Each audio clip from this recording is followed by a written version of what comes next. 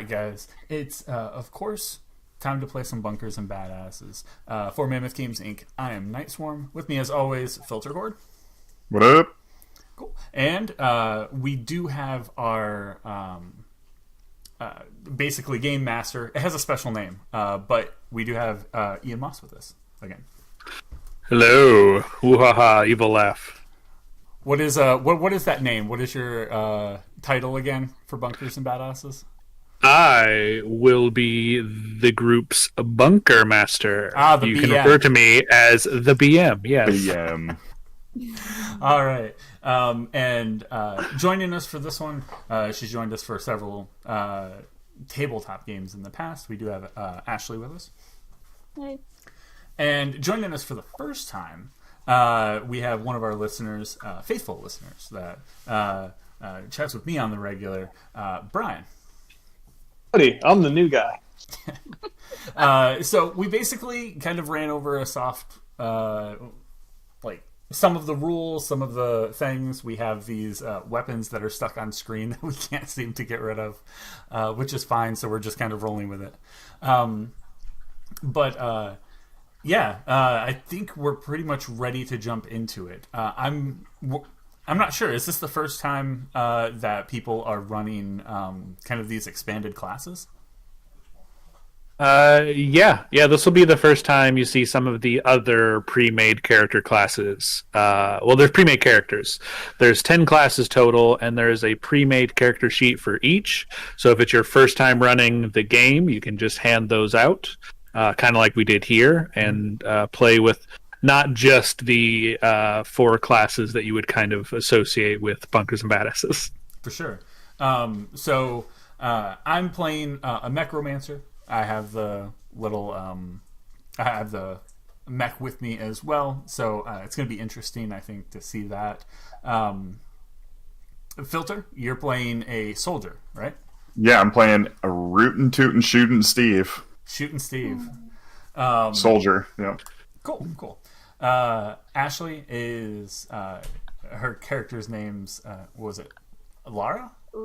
Lyra? And she is a siren. Which siren were you? Lightwalk Siren. And then Brian, he chose the Commando, going by Major Potty. I think that's pretty much the introduction for... my character is Dr. Herman Holmes. So we'll see. We'll see how all this works out. How how everyone kind of plays together with some of these expanded characters and whatnot. So, is there anything else we should know before we go in? Are you ready to have fun and possibly die? Oh, hell absolutely. yeah. Yes. Well, then I have good news. I'm not sure about the die part, but I guess we'll see. Well, I have some good and bad news. Game's not very fun, and you're gonna die. No, the games are. It's really fun. We do have a pretty vast experience group here. Myself, I've ran this previously with Johnny Wright and Ian. Austin and Ashley. Austin is generally our like GM when we play games here in Mammoth Games Inc. or for Digital BM. BM. Are we gonna call it the BM for everything now? Yeah. Okay. He prefers BM. So he has a lot of experience, but first time ever playing this. As I said, Ashley's played several games with us in the past, but first time playing this. And Brian, this is his first tabletop thing ever, right? Correct. Awesome. Just mostly listen to other people playing it while working. Okay. Cool. So yeah, I guess this will be a pretty good test of seeing how people grasp the concept of what's going on and how easy it is to pick up, which I'm fairly certain incredibly easy to pick up from my last play session. All right, so where are we? What are we doing? We are in Brimstone. Okay, loading. 90%. You are loading into Brimstone. Oof. This is perfectly recreating the experience of the game. Okay. And I got Each rid of the cards. Jolt awake to the gravel-edged screech of an unfortunate spiderling having met its sudden end beneath the wheel of the mystical chariot, ferrying you and your fellow vault hunters to Brimstone. Little more than an outpost on the blistered backside of Pandora. It's got the fantasy apostrophe. Brimstone provides less than the bare minimum to adventurers like yourselves in search of fame, fortune, and a 4-digit kill count. Your ride slows to a stop just outside Brimstone's meager gate. The driver, before exiting the fantasy equivalent of a bus, turns to you and says, "The name is Marcus. If you're looking for work, come find me at the munitions market. Everyone does, sooner or later." So as you step out, the bus kind of continues and parks somewhere else, but you are here. You should have control of your characters, I believe. If you have something like arrow keys, they can move you. Oh, rad. So I want to make sure everyone does have control of their characters. Yes. Still at 90% loading. Oh. Oh, Yeah. so you're just real tired. You're waiting to wake up. Apparently so. Do something. So as what you can see before you, the settlement of Brimstone is little more than a one-skag town, a way station for travelers to briefly delay their plummet into a yawning grave. The graves literally yawn. The corpses have a bad habit of not staying dead, which is why this town has hired a full-time anti-necromancer, as in a guy with a large hammer, to keep the sleepy dead from waking up. A short walk from the transit stop where you find yourselves, a set of steps leads up to a rundown marketplace of sorts. Aside from a handful of rundown shacks surrounding it, the market takes up space that could be used for a landfill, or arguably already is. Detritus surrounding the village consists of magical staves and spellbooks that haven't functioned in 100 moons, artifacts that once thrummed with arcane energies but now thrum with angry rats. Brimstone is little more than a dump for things that once held great potential, but have since been broken down by the ravages of time and entropy. Anyway, you're here now. Perfect. Are all of us here? The So- loading bar is gone, and it's just a blank screen for me. Whoa. Maybe refresh. Yeah, hit that refresh button. Yeah. See what happens. Try to respawn. Hold on, we're not to that part yet. There's still some bugs, you know? Yeah, a couple of bugs to work out. Just I really should have played as Duke Nukem. I've got bowls of steel. Yeah. no one says you. No one says you can't. First person pissing perspective. That was a really Nope, big miss with you- Cyberpunk, huh? Yeah. You went with Shooty Steve instead. Same guy, if you think about it. It's a very similar guy. So I notice that you're not back in yet. Yeah, you're just gone. Yeah. All right. We had a few hiccups beforehand. Somehow this is Claptrap's fault. You're right. Let me just open a different browser and see if that will work.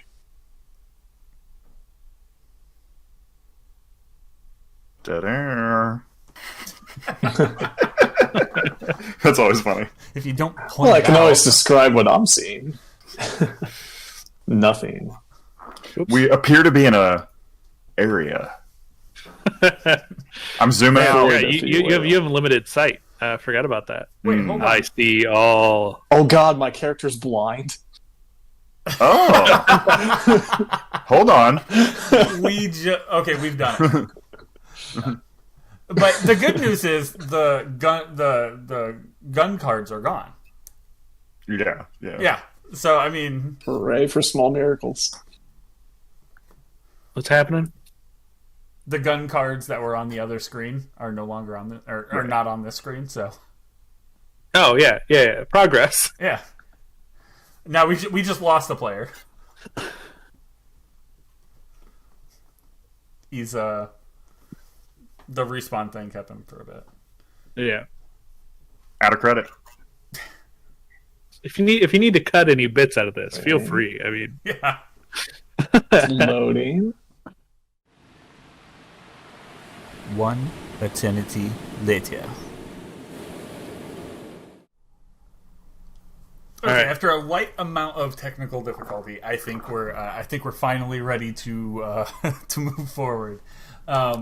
So yeah, we're in Brimstone. Marcus told us basically come and see us, and we have the town stairs in front of us. For some of us. yes. So if you would like, you can begin walking up the stairs and heading into Brimstone. Make a step up stair check. You all fall down. Roll for stare. Hold on. All right. I would say most of you are about as far as you can go Made it. before. I don't know how to make you see this fine gentleman. Oh, Oh, I see him. I can see him. Wait, what fine gentleman? I don't see him. All right. Well, I here we get it. go. Oh wait, I see him. All right. Huh? Too far. What if? Phone with him. Ooh, I hear it. It's making me angry. Hey, get back over here. Oh, Everyone back over here. Here, have some light. holy shit! Okay. Whoa! Ah! So you have a Supposed large to go into- glow.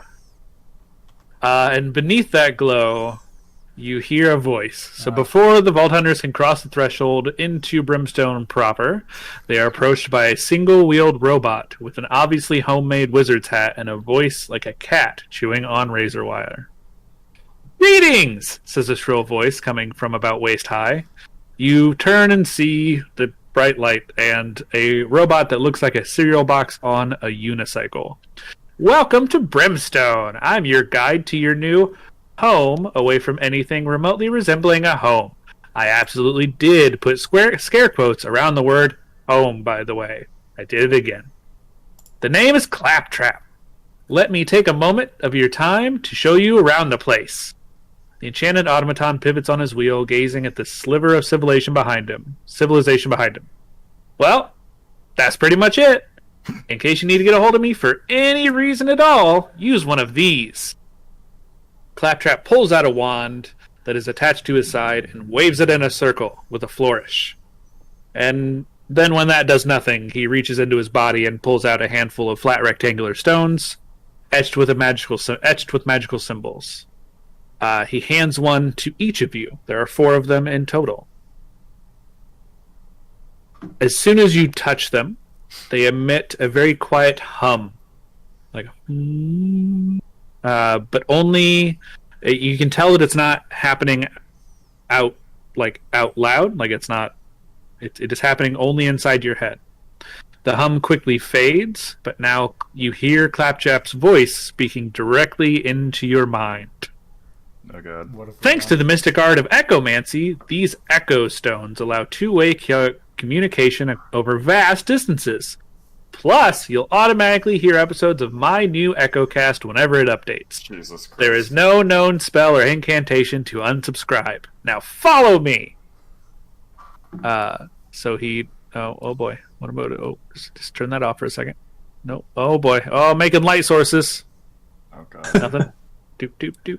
Oh, I can move him. Oh, I see something happening at the... There's a banger going down at the club. Boop, boop, boop, boop, boop, boop, boop, boop. Hey, follow me! Don't know where you went. He's over here.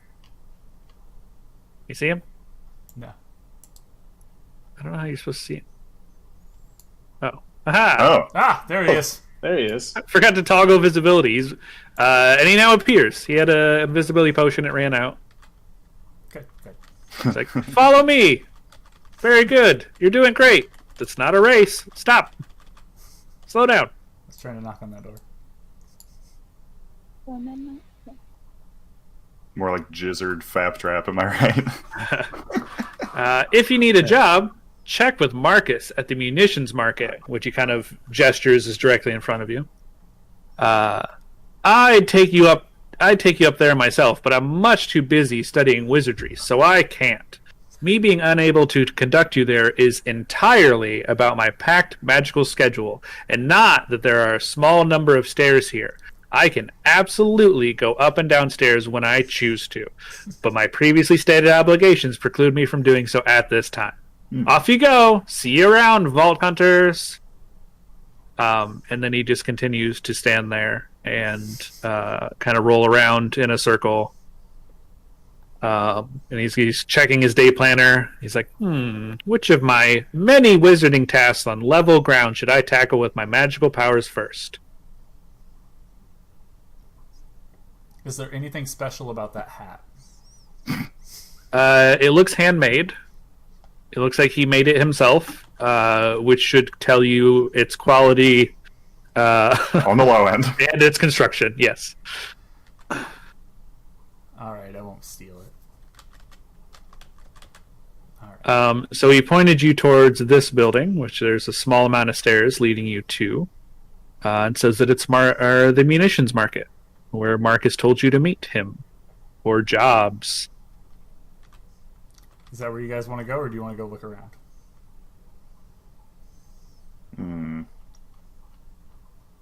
I will say extra information. It is very early morning right now, so we've kind of seen around, but there doesn't seem to be anyone kind of out and about yet, and most places you know of would probably be closed. But it is still Brimstone. Where's the urinals? I'm gonna go first person piss. Right here. They're over here. Okay, that's what I thought. Is that just... Oh, okay, no, he's going now. Oh, yeah. Oh, okay. Well, Oh yeah. actually, hold on. If this dude has clip art of a urinal, I'm gonna scream. Sorry, this is actually a small home. There's a smattering of small homes, although calling them homes is being generous. They look more like someplace a person might go to relieve themselves should the need arise. Sorry, sir, but I've got a tank to unload.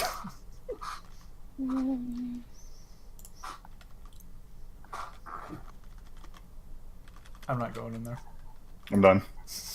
Smart. Oh, yeah. We're on Through enough E. war zones not to go in there. All right, so if you would like to venture into the interior of Marcus Munitions, we don't have a map for it. It But has it an looks inside, like- I promise. the interior of a munitions market, as you would know. It's so weird. It won't actually let me go inside. Oh, there it goes. I had to walk around. I climbed in the window on the side. It wouldn't let me go Perfect. through the door. Okay. Inside, the merchant has been eagerly awaiting the adventurers. He smiles as you enter. A large, lovingly carved wooden sign behind him reads, "Do not kill me or you will be cursed forever." Oh, All shit. capitals. In addition to running the market and driving the cart, I'm a matchmaker. I broker deals between vault hunters like yourselves and certain clients who want results. Pandora is a world full of stories. Maybe one of them brought you here. Sometimes they turn out to be true. Have you ever heard of the Wizard's Wand? And he does not wait for a response. The manufacturing guilds would pay a pretty fantasy equivalent of a penny to get their hands on such a legendary weapon. In fact, I have it on good authority that 5 of the manufacturers have sent representatives to Brimstone specifically to seek out vault hunters and adventurers like yourself. Unfortunately, I have it on even better authority that they were all murdered. If you can find their corpses, though, perhaps they still have the offer letters on them. You find the offer letters, and you'll be able to decide who will give you the juiciest reward. Or, if you don't want to mess with the guilds at all, you can always just sell it to me. I'll give you 1,000 gold, minus my finder's fee. What's the finder's fee? Yeah. So, if you would like to do a talk check to determine something that is possible, So checks are when a player wants to do or perform a said action that may be outside the realm of combat. On your character sheets, you have 6 checks. Each check has its own stats and bonuses or penalties to them, but they are interact, talk, insight, sneak, search, and traverse. Each one will have a modifier based on one of your stats, and also a miscellaneous modifier from any other sort of effects or anything like character creation or level ups or anything that will give you bonuses. So if you would like to perform a talk check to determine what the finder's fee is, or I will let you perform a talk check to have him waive the finder's fee. Whatever you want to do. Oh boy. My talking is not good nor bad. It's right in the middle of the road, so anyone got a +2? Well, unfortunately, Jay, I will say that Dr. Herman Holmes did question this first, so I believe that they will have to do a talk check. Now, if you just want to do a talk check to figure out what the finder's fee is, that could leave an opening for others to come in later. Yeah. That sounds like a plan. I'm a +3 for my talk. Oh, nice. Okay. So to perform a talk check or any of the checks, you'll roll a d20 and add your relevant modifier. Oh. Damn. You're barely able to speak English. It rolled over 19, and then it teetered on that edge for a second. It was like, fuck you, 1. Okay, so my tongue fell out of my head. Did I die? He doesn't necessarily know what words you used, but I think he gets the gist of what you were trying to say. And he's like, "Oh, the finder's fee. Well, that's you have to take that up with Nunya. Nunya business." I'm familiar with him. No. Yes. If anyone else has a different approach that they would like to take, I'm gonna go throw myself down the stairs really quick. I'll be right back. Here, forgive my friend. He clearly had a stroke while trying to ask you this question. And then I'll roll here. I do like the rolling on Forge, though. Oh, wait.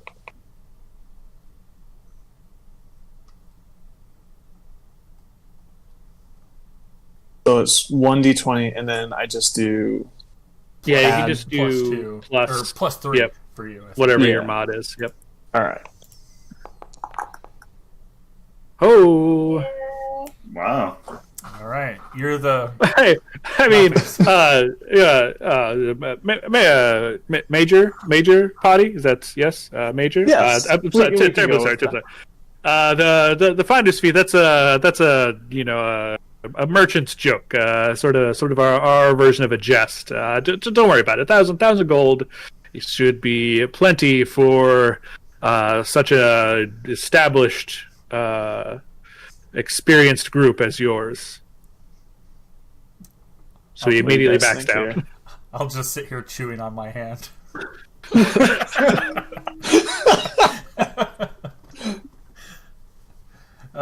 So as he's kind of backing down on the finder's fee and agreeing to the normal price of 1,000 gold, there is a commotion in the back room, which is kind of over here. You see the building is kind of segmented into 2 parts. This is sort of looks like a storage area, sort of where he keeps the munitions for the munitions market. He looks back, hears the commotion, and then he looks at you. Why don't you check it out? He says.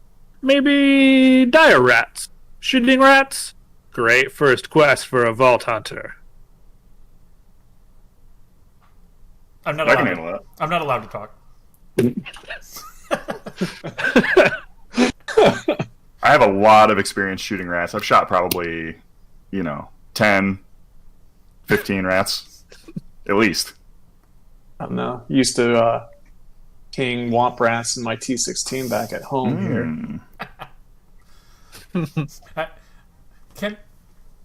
Can my robot speak better than me? I need more information on this guy. Translator bot, please speak up for our friend here. My character only speaks Mandarin. The robot has to translate everything. Well, it sounds like he's done talking until after you solve his giant rat problem. All right, let's go check that out.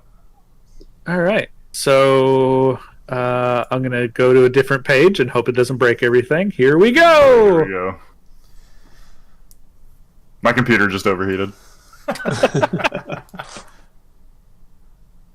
So, These rats are huge. Ashley, how'd that work out for you? fine, but my zoom and moving my screen is really weird. I can see the grid now. Can you see? Hey, I The can see floor? what we're in. Yes. But I can't, zoom and move the screen. So if I zoom out far enough to see everything, I can't completely see everything. oh, Right-click and drag. yeah, right click is how you move the screen, and then the zoom and zoom out's the same. That's an annoying feature. That Right click and drag? Let me plug this mouse back in. I hate damn using the touchpads. I hate using the mouse on this computer. Because it's a Mac and everything's backward. Oh yeah.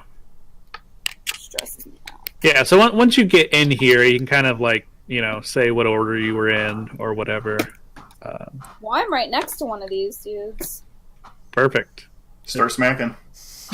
Slapping range. There we go. These are very strange looking rats. That's what I'm saying. They're standing on their hind legs. They're standing on my hind legs. So can I take a shot at the one next to me? I mean... So we're about to have our first encounter of the day, but I'll give you a little bit of things. So when you enter the back room, of the third you kind. see, you clearly see these two bandits here rummaging through the different crates and shelves and stuff. You can kind of hear two more bandits back a little bit farther from you. You can't really make them out. They are behind things, but that they're probably there. They're all wielding guns, but as they go to point them at you, they realize that their guns are not loaded, which means you got the drop on them. Okay. So you will have your first encounter of the thing. Begin. Do we have pop up. Okay, I see the round over here. Yeah, round one. Fight. All right. So So we want to roll our initiative first, or Yes. So can you? Does it give you the option to do that now? no? no, not on the combat tracker or whatever. No. I mean, is it? It's a D20, right? Yeah, it'll be a D20 plus your initiative on your thing. Character sheet there. Yeah, on your character sheet. I'm trying to figure out how to get you in here. +3. Yeah. So you can literally just click the D20, and +3. What if it's roll initiative? Does that do anything? Nope.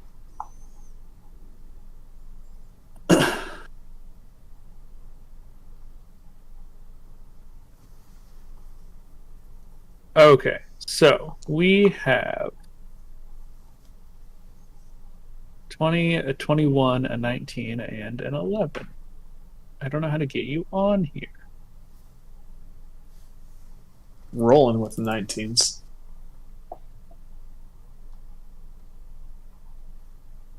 So let's just have you just do player order. Okay. So the way that this is going to work is there are technically 3 phases during combat. There is before enemies, which anyone who rolled higher then the enemies will go before them. There is the enemies, who will all kind of act in one specific phase, and then there's after enemies, which is anyone who rolled lower than the enemies. Now, in this, they do have their own initiative, but in the normal game that is based on their badass rank, and I will just put their total is actually, let's just say, whoopsie, what did I do? Don't do that. No. What happened? No, you're not dead. Stop. I broke something. They're dying of fright. All we had to do was just walk into the room. They were already done. Who put this large shit in my pants? And then they died. That's what I'm asking. That was there before we walked into this place. Never mind. So they got their total is a 9. Let's say their total is 9. So you all will get to act before them. And again, they were surprised, so you would have acted before them anyway. Okay. So who got the highest? I think it was myself, Ashley. Dr. Herman Holmes, and then Lyra.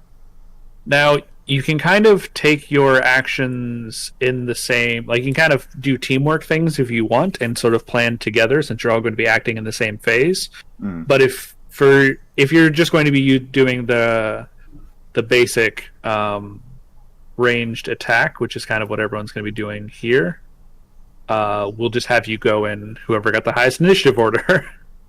So have Dr. Herman Holmes go first. Okay. On your turn during an encounter, you can choose a target and make a ranged attack. You can also move up to your movement, which is on your character sheet. It is 3 squares plus your speed modifier. Number of squares. Okay. So I can move 5. Yeah. Cool. I don't know what weapon I have. What about in that? Does it do it? Right. Me neither. Nope, didn't work. Oh, so in your... I figured it'd be under item directory. No, it's in the journal entries. It's under the gun deck. You should have a weapon of some sort. Journal entries. I don't have... Gun deck. Yeah, I don't have gun And deck. then Okay, do you... On your character sheet, what is your favored weapon type? It should be the bottom left. Shotgun. Okay, well, 2 seconds. And you will have your shotgun. Blammo, shotgun. So now it should be in the journal entries deck's gun deck. You should have a crappy shotgun. Yes. Okay. Cool. Let's see. The range is 4 squares. Is there any knockback with this guy? No, but if you are in range 2 or less, you will deal an additional 2 damage. Okay. And any crit damage you deal is increased by 2. So, looking at these like crates that you can kind of see on the ground, like that guy. Are these like high shelves or are they small crates on the ground? I assume they're high shelves because we can't see the 2 in the back. Yeah, they're shelves. They're shelving units for things. Okay. And I want to move in between these 2. Oh, won't let me go in between. Well, that's too bad. What are you thinking? I was trying to go in between those 2 so I didn't get shot in the back by these other guys. Quite as easy.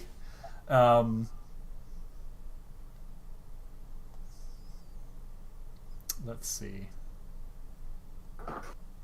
And what about the bot as well? What about F? So each of you has an action skill that can be used. In the shooting range, it's not really the thing that you'd want to maybe do in a confined room, for the most part. But your action skill can be activated instead of attacking during an encounter. Okay. So instead of attacking on your turn, you would activate your action skill. Yours is to deploy your death trap, your construct named F. But in this situation, probably just shooting them would be best. You can tell they probably don't have a lot of health, and they are definitely more scared of you than you are of them. Just trying to get the lay of the land with Yep. new characters and whatnot. Cool.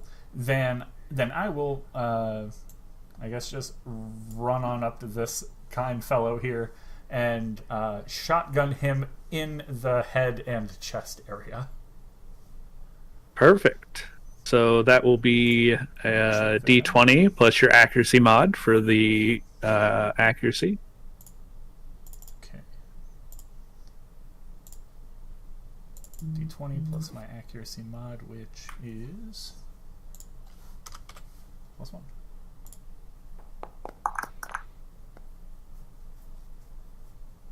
All right. Oh, also you get any benefits from the weapon itself. So does the weapon give you any additional? Yes. It says accuracy mod +2 on so it. It would have been 3. Yeah. Is what I would have So you bumped that to. Do you want me to roll again? No. Okay. I think 20 is probably good, right? Sure, I think that will probably. I hope so. So that's in the 16 plus range, which means it's 1 hit and 1 crit. And what is your damage breakdown for that then? Let's see. It'll be 1 hit and 1 crit, so it'll be what, 2d8 plus. 1d8. Oh, it's 1d8. Oh yeah. Yep. Cool. And then a crit is always a d12, so it's 1d8 plus 1d12. And technically, you were within range 2 or less, and you got a critical, so it's +4 damage, plus whatever your damage modifier is. The damage modifier is. I feel like the head and chest area of this bandit is not long for this world. I think that is. I think that's it right here. Big rip. That was a lot of stuff. A lot of So very visceral. you have incapacitated. He's just sleeping. Everyone, don't worry about him. You have incapacitated that bandit there, and he wishes that he didn't. He wishes that he didn't come into this room. He is down on the ground. If he's not dead, he's still twitching, but will be dead very, very soon. I just don't think the signals have been sent to the rest of his body that he has perished. Mm. All right, Lyra. His bowels released. I think he's done. Okay, since I'm right here with this one, I want to go ahead and target him. Okay. Do I need to hit the target button? No. You should be good. I already did. Okay. Well, okay. Now that's done. Listen, something's working on the computer for me, so I want to utilize it. Okay, so we are... You said 1d20 plus your... accuracy mod. What's your preferred weapon? An SMG. A crappy SMG. Nice. Okay, Yeah, so +1. it should pop up for everyone, just if everyone wants to see her weapon. Hers is a crappy SMG. So Okay. 1d20. Nope, that is not a 20. Yeah, so basically you roll for the accuracy section there with one d20. I don't know what I'm doing. I have like 13 d10s. Just I click. That seems like too many. Just highlight it all and delete or backspace, and then you should be able to, like, right at the bottom of the chat window. Oh. Just go ahead and Perfect. click on the one that you want, and if you have to add anything to it, just click up there and click plus, like, whatever.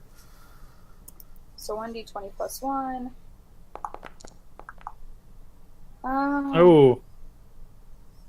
Okay, so you got a 5 total. Now, I will say there's something very special about your weapon. As you are a siren and you are good with SMGs, this SMG specifically is a malefactor SMG, Yes. and so all malefactor weapons have elemental effects. So if you see in the bottom left, there is a fire icon under element. You are going to be dealing incendiary damage, which means it deals double damage to flesh. Do you know what bandits are made out of? Mmm. Jeez. Doritos Locos Taco Shells. Oh, don't The one you tease me. shot is now, yes.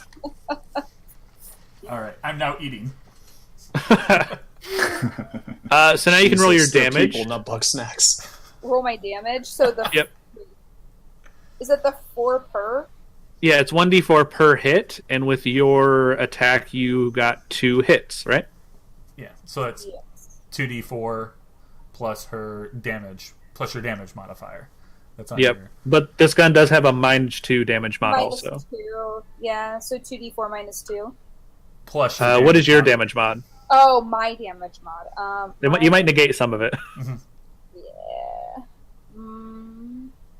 My damage mod is 2, so plus nothing. Yep. So just 2d4. So go ahead and do 2d4. So you did 3 damage, but it's doubled. Yeah, so 6 damage. So that one took 6 damage. It is still it's still kicking. And I do mean kicking because it's trying to get the fire out because its pants lit on fire. Yeah. Now it smells like burning poo. Yeah. Who was next? I believe that would be me. Yeah. Okay. Yeah. Major Potty. What would you like to do? I can move up and hold on here. See if my gun is actually going to move. There we go. Figure I would help incapacitate this guy here that Lyra's going after. Okay. And let me check here. So I have a crappy pistol which has a -4 accuracy modifier, but I have a +1 modifier, so I'll be a -3 on my d20. Okay. All right.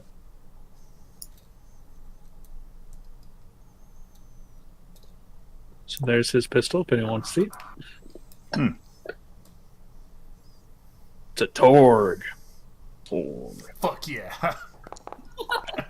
Torg is the only one that didn't get the fantasy makeover. So I got 4. Well, you got 1 hit. All right. That was one of the tenets. Was I always wanted the players to be dealing damage, even if it's not a lot of damage. So as you can see by the accuracy ranges, unless you roll like a 1, you're going to be dealing damage. Well, it's a good thing I moved up close to this guy. Can you just punch? I might as well just pistol whipped him. You shouldn't have moved, but you should have just threw your pistol across the room. Well, so if you can see the damage on your pistol,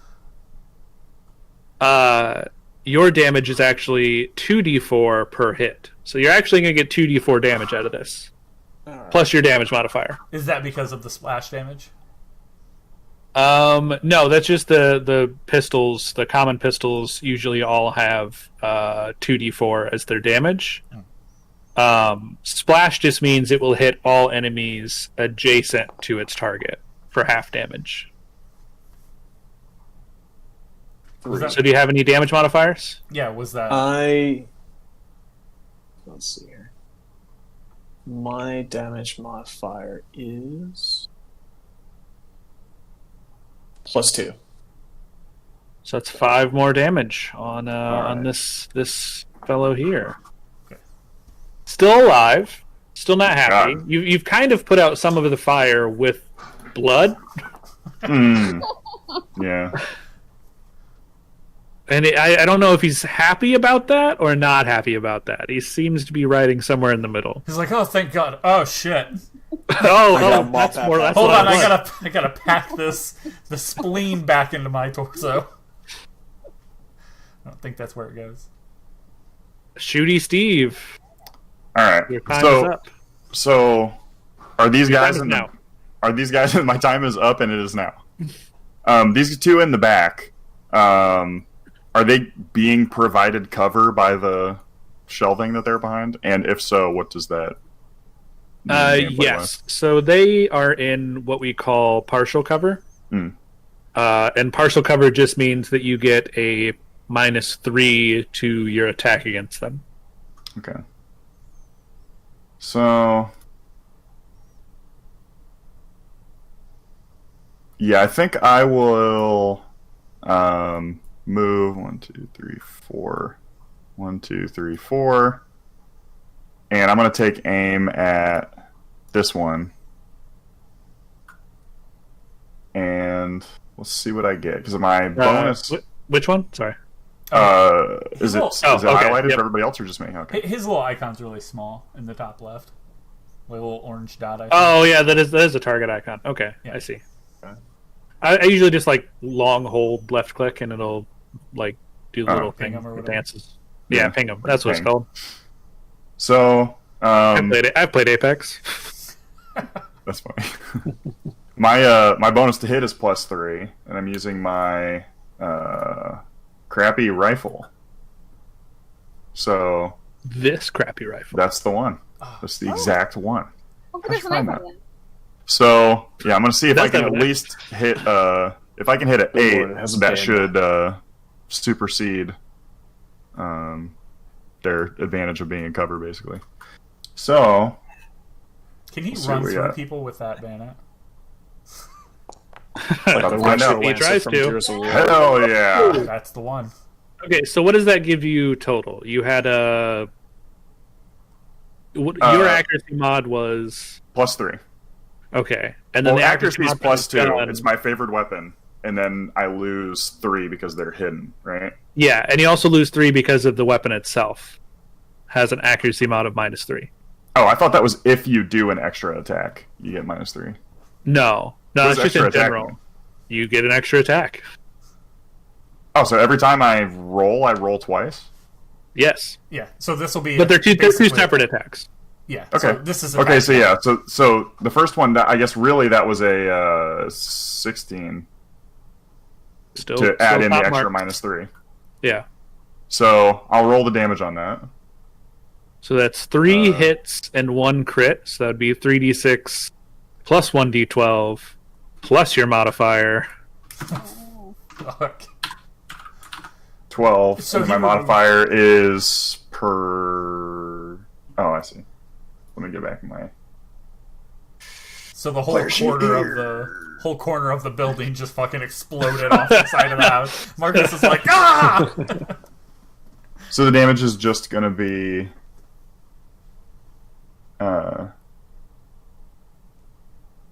What the... 3d6 plus 1d12 plus your damage mod.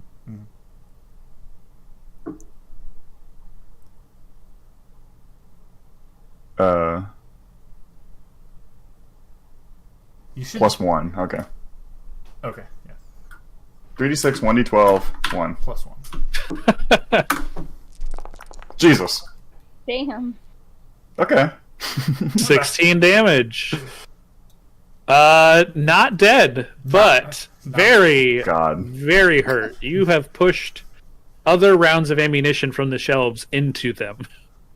That's funny. So then my extra attack on my gun, does that have to be on the same target? Usually, yes. Yes. Okay. So let's see if I can hit him again. I'll actually have this be the correct amount this time. Oh. Oh, That only one measly attack. yeah. So that's a 6 plus my modifier. What I feel like if he does 1 damage, he's getting him. Boof! So R.I.P. they are down. I wouldn't. They again twitching as if their body hasn't caught up with the fact that they're dead yet. But definitely no longer standing, and definitely bleeding a lot more than they were before. They get one of those like X-ray bullet kills like in Sniper Elite. I'm like, don't touch him. I need those eyes. I'm about to. So that is everyone, right? Everyone has taken a round. Yes. Well, I mean, the enemies have taken rounds. A lot of rounds. Especially that one in the corner. So the enemies, for their turn, they are going to reach into their pouch-filled pants They got the full cargo. Me too. Bringing it back. And they are going to pull out explosives. Oh God. If they have things to set them on, they will set them on. Otherwise, the two that are down are just going to like have them like on their chest, and they're pulling the pins. Oh shit! Okay. Really gonna be like that? Lyra. The one in the back that is still, I would say, the most alive. Yeah. He's doing well, to be honest. Leads the others in a chant of refunds. They shout God. as they start the timers on the explosives. Oh no. Give us refunds! Marcus opens the door to the room, and he turns to you all and says, you heard them. They want a refund. Give them some store credit in the form of bullets. And make sure it's badass. And then he closes the door, and you hear it lock. Okay. Perfect. Love this guy. Marcus is kind of a dick. A little bit. So Marcus is actually going to look and see, and he is going to pick Major Potty because he likes Major Potty at this point. Mm-hmm. And he's like, and you could hear right before he leaves and locks the door, you make sure it's badass. Major Potty, you are going to do what is known as a badass move. Hell yeah. So, badass move is a big part of the Bunkers and Badass system. It's half of it, actually, if you think about it. So, and this is Tina, who's going to explain how you do a badass move. She's fine. Okay, so if you want to do something really cool and special, you do a badass move. If it works, you get more powerful, and if you messed up, you get your whole deal wrecked. But it's oh so worth it. So do them, obviously. Badass move? How do? First, you just describe what you want to do, along with all the actions and shiz, and make it sound nasty. Like, put in explosions. Do some rock music with your mouth. Whatever. Pretend like you're the star of a movie, and this is the best part. Make it stupid and over the top and awesome, because otherwise, why are we even here? What's the point? Right? Whoops. Almost thought about existence for a second. What are we even doing here? Imaginary games. Okay, back to it. So your BM sets the difficulty for your badass move. And if they're not a dingus, they'll make it high enough for you to feel great when you beat it, but not so high that you can't have fun. Then you roll the badass die. Emphasis on die. Your friends can join in if they want to risk their own butts for you, because the BM has to add at least 6 to the difficulty for them. But whatever. They get to roll the badass die too. Then you can spend a badass token if you want, because there's no escape from capitalism. Smash the system! A friend of mine told me that, I don't know what it means, but her robo arm is cute, so I'm into it. Then check the roll. If you rolled higher than the difficulty, you get to use your big base stats for rolling, and then the things you said become canon. If you rolled lower than the difficulty, you got to use the itty bitty stat mods to roll, and then you get shot by a cannon. Oh. If you Sounds succeeded, fair. you get 4 badass tokens, and any friends who help get 2. If you failed, you get 2, and your friends get 1. It's a big risk, but if you do, it's the whole point of the thing. All right. So, first up, you could describe you're in a very dire situation. They have just set explosives. They've set the timers on them. You're locked in. So, what would you like to do? All right. So, Lyra and I are kind of in what's probably danger close for these explosives. The blast zone, yes. Is there any exposed mechanics to these bombs? Like, is the wiring exposed? They look like 3 grenades taped together sloppily. Let's And see somehow here. there's a timer. but you're not really sure if it's like an actual timer or if it's just like a mysterious clicking sound. It's just a piece of paper that has numbers wrote on it. So it's just 3 grenades tied together with a timer. Alright. This is going to be gruesome. Here's what's going to happen. First, going to go Mafia style. Take out both his kneecaps. Then, going to uppercut him after taking his kneecaps with my pistol to unhinge his jaw, grabbing the grenades. Now with the unhinged jaw, he will swallow the grenades like a snake swallowing eggs. And then Lyra and I just run away. And we don't look back when the grenades go off. Hell yeah. Damn. Okay. That does sound suitably badass. You have put the right amount of stank on it. So my job is to take those things that you said and turn them into a difficulty value of how difficult it is to complete that. Based on your current situation, you're right up in there. I would say He's maimed. You're pretty maimed at this point. So I will say this would be an 11 difficulty. 11. All right. Now, when you roll a die, you're not rolling a regular d20 for this.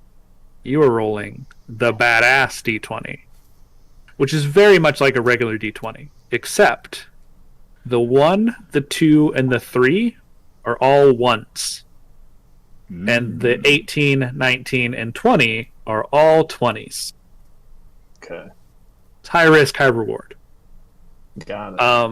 I don't believe that you start with any badass tokens. No, you shouldn't have any badass tokens. But you will get to add your badass rank, which at level 1 is a +1 to your roll. Alright. So it's +1 to the badass die. Yep. Which you should have in your little hotbar down below. Yep. 18, which is Technically- badass. Technically, it's a 20. Oh, is it? I thought he had Hell +1. yeah. Oh, well, yeah. That's true as well. I was thinking he forgot to put that +1, right? So you crushed it. And by it, I mean his jaw and Esophagus. his kneecap. And kneecaps. His existence. So it goes down exactly as you say. And I'm going to let you roll the damage. On your character sheet, you should have a spot that's called your melee die. It should be underneath your initiative and Underneath, movement, yeah. kind of on the right side. Yes. Yeah. Yeah, it's 1d8 +2 modifier. Okay, so for each attack, I'm going to let you roll that damage.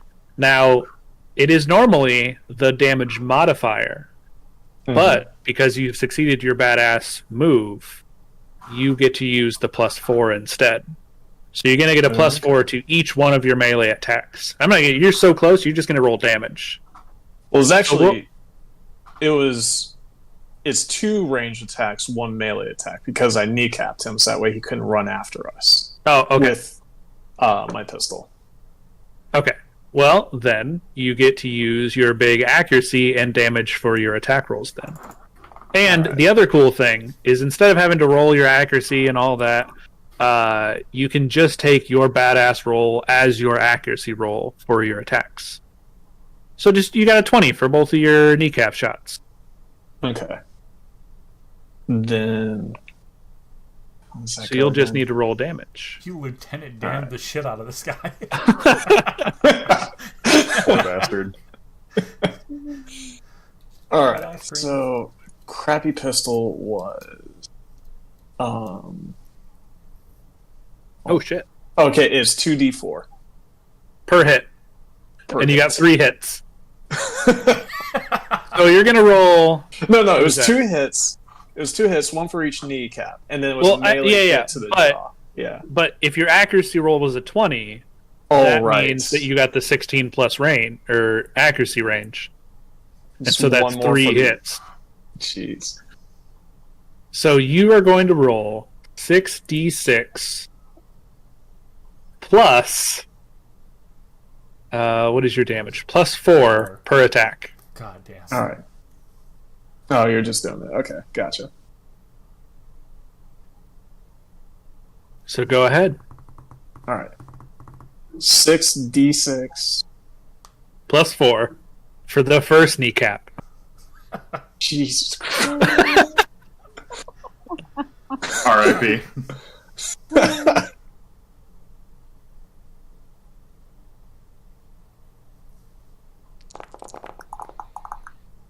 My God.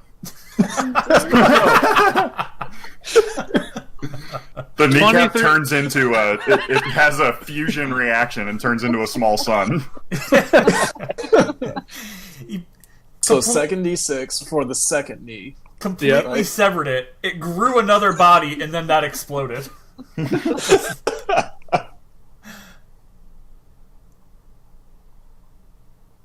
So why don't you hit that other kneecap? There it is. Oh, Oh my boy. god. So he got just even more powerful. he pulled out a knife and cut his knees off, and then put them in his own ass. He's like, "I'm so sorry, sir." He loaded the Just kneecaps sawing at as his bullets knee. to shoot at him. That bandit is significantly shorter. Way easier for the uppercut. So go ahead with the uppercut. I right. forgot about the uppercut. Which is going to be 1d8 plus Unhinged 4. jaw. All right, and then Yeah, one. what was the It should be melee 1d8 plus again? 4. It was yeah, 1d8. 1d8. yeah, plus- plus 4. Yeah.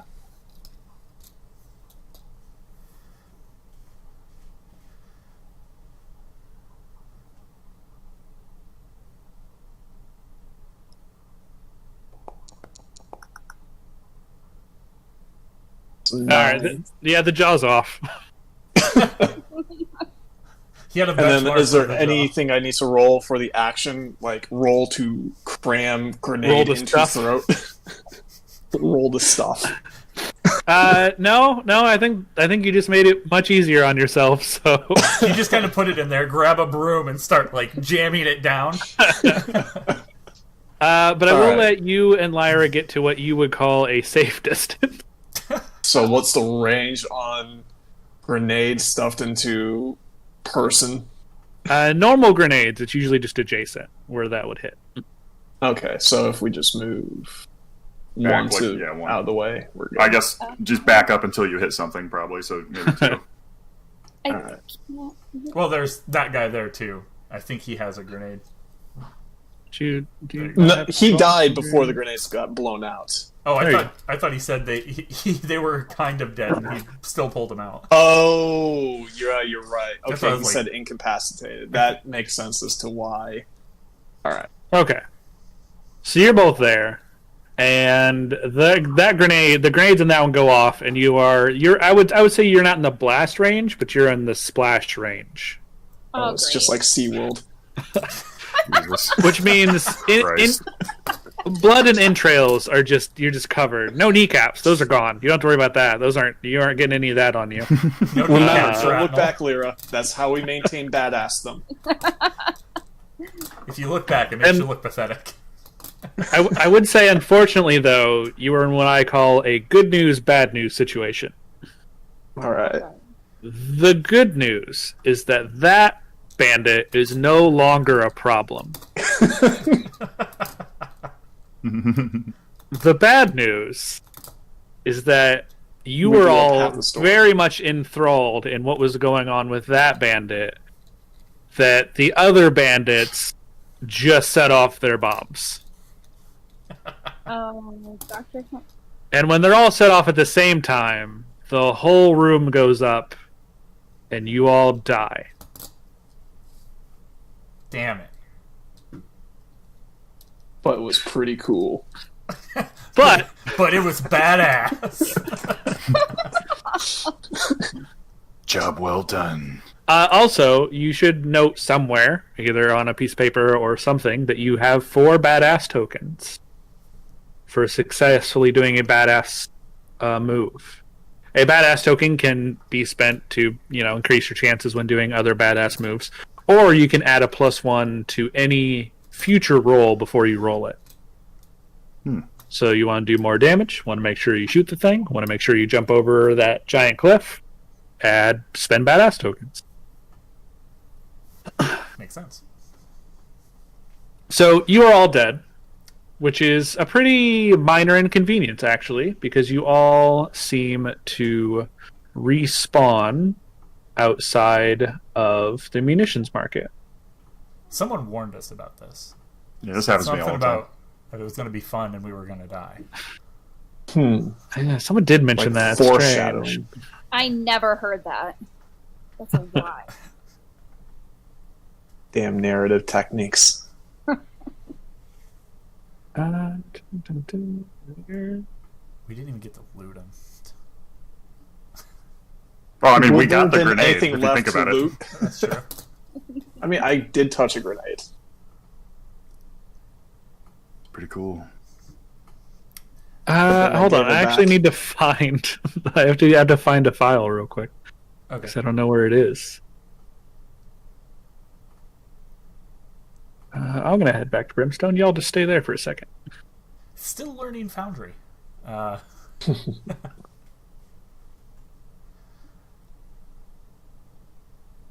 was pretty badass, though. Definitely badass. Might have been partially inspired by Batman and Batman Returns, where he straight up murders a guy by putting a bomb in his belt and then pushing him into a sewer. No, he survives. He No. lived. Batman fans be like, no, that guy survived. That was survivable. Dude, people who say Batman doesn't kill need to go back to the Tim Burton Batmans because he straight up murders people. He exclusively kills, I would say. He blows up Very an few entire people survive. factory. They were on it was a bank holiday, and none of the employees were at work that day. Was it in '89? He drives the Batmobile into a factory full of Joker's minions, drops a bomb at the feet of one dude, then Jesus. drives the Batmobile back out as the whole factory is exploding. Yeah. It was a flashbang, Bob. Yeah. He'll kill 1,000 nameless flunkies or whatever, but then he won't kill the guy that is an insane mass murderer.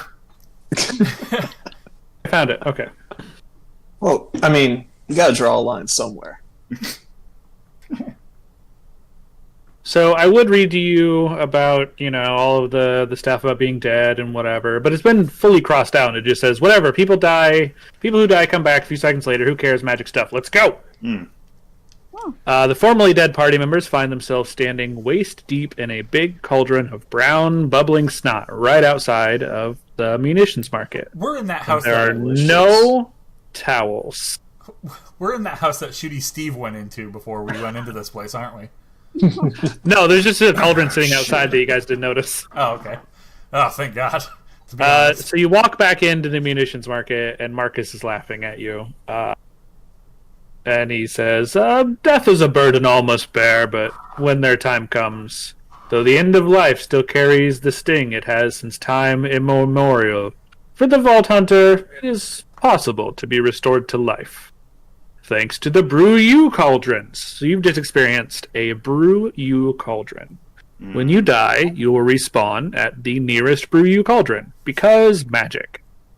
There are two costs for respawning at a Brew U Cauldron. The first is the cost of gold, which is 10% of your money. So you should each have, I think, 120 gold ish, I would say. Let me see. Uh-oh.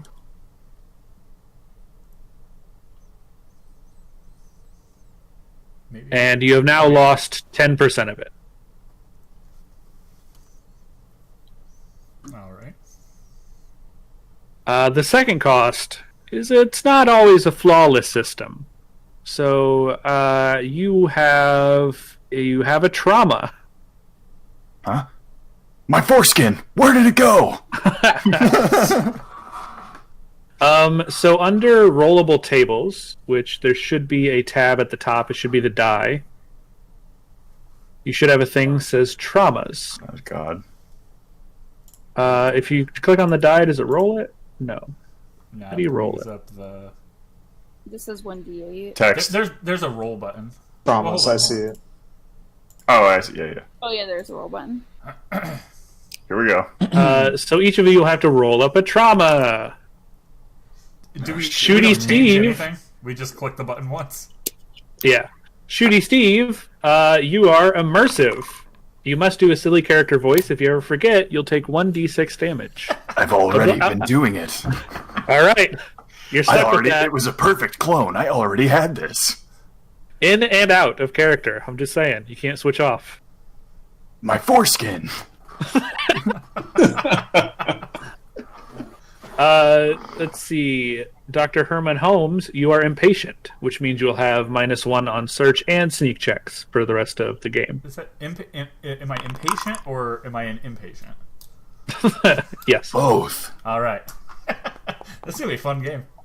Lyra, you also have to do a silly character voice. Yes. Oh, yeah. And it does have to be different. What would happen to me if I rolled this a second time? This is every time I talk. Yes. Yay! I can't. Yes, you can. You just gotta believe it. Just pick But a you silly voice must. that sounds very similar to your own voice. Ha, ha. You live with both Austin and I. You should be able to do at least one silly voice. Do not do a racist voice. I don't think any of them are appropriate after living with you two. Major Potty, I don't know how the rest of them rolled it. So if you, You just have to hit the roll button. You have to pull up the traumas and then hit the roll button so that it gives you whichever one. Bottom right corner. oh, I see it. I see it now. You better get that silly voice down quick. Yeah, you will start to take damage if you don't. It is 1d6 if you forget. Every time I say anything. Yeah. Yeah. Yeah. She's not gonna talk the whole time. Mouse. She's a mute. Walt Disney has requested to join the chat. Pray to your gods, motherfucker. Actually, I'm sorry, that was a different silly voice, so you're going to take 1d6 damage. And that was trademarked. And trademark, yeah. Roll for copyright damage.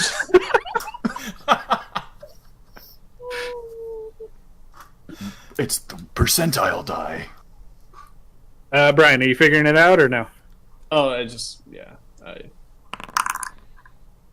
heard it. Oh, shit. Unloaded. Your crappy pistol did not spawn with you, so you'll have to buy it back from Marcus for 20 gold. That cheap bastard. All right.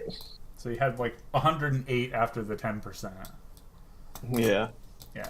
And then minus 20 to get it back. Where can I track this? Important stat. On a piece of paper. I'm sure you can somewhere, I just don't know where. I guess you could just have items, attributes, or something. If you can edit that yourself. You just add money. Yeah, can you guys change your character sheet at all? No.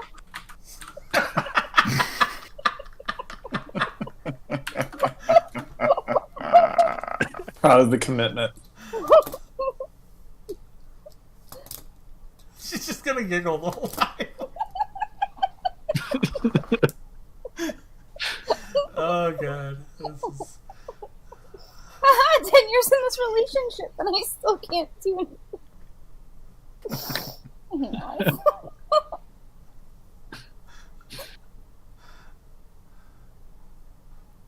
Alright.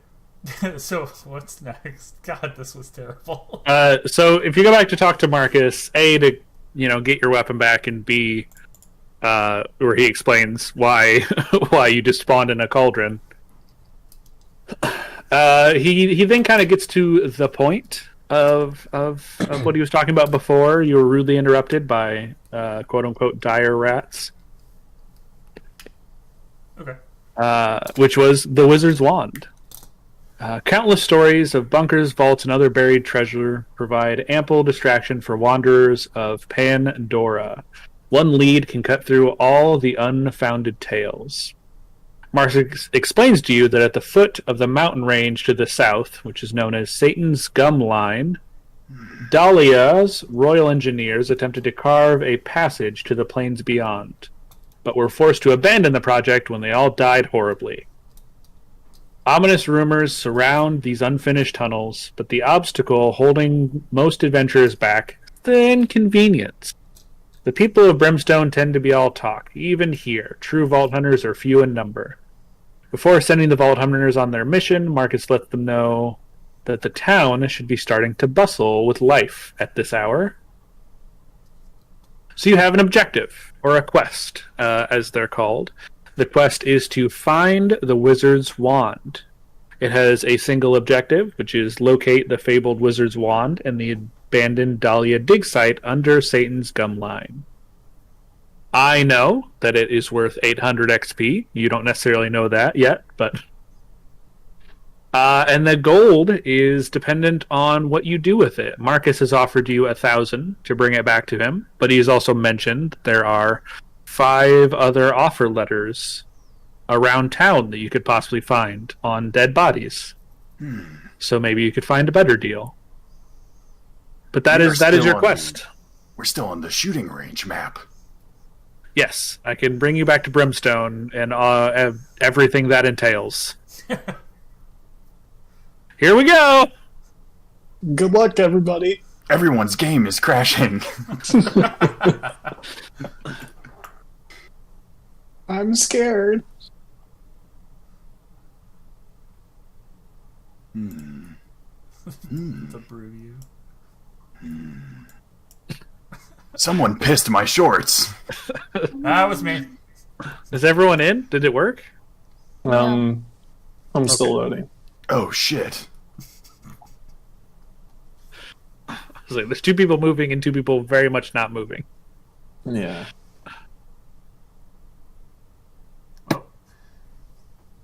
You kind of have to go around that little spot that you're walking toward, Ashley. I didn't hear a Mickey voice. So, like, It's better. right here, there's like a wall. There you go. There you go.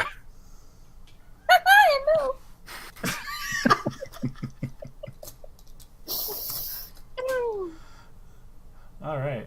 My clone has a bladder full of piss. I'm gonna piss in this guy's house again.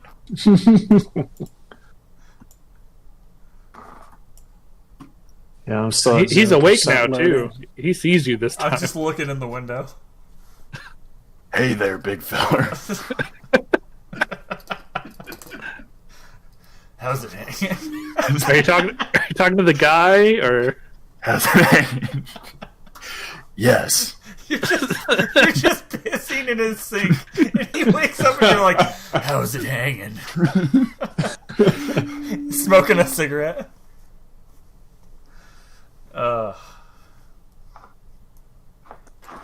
Brian, you let us know when you are in or definitely not in. Stuck at 0% loading and not liking anything. Someone rolled something. I got a 10 on my speech score. What does the guy think of me pissing? It's a talk check. And you asked him how it was hanging. It's bad. Just read it. Oh, it's so bad. You want to see it? Hell yeah.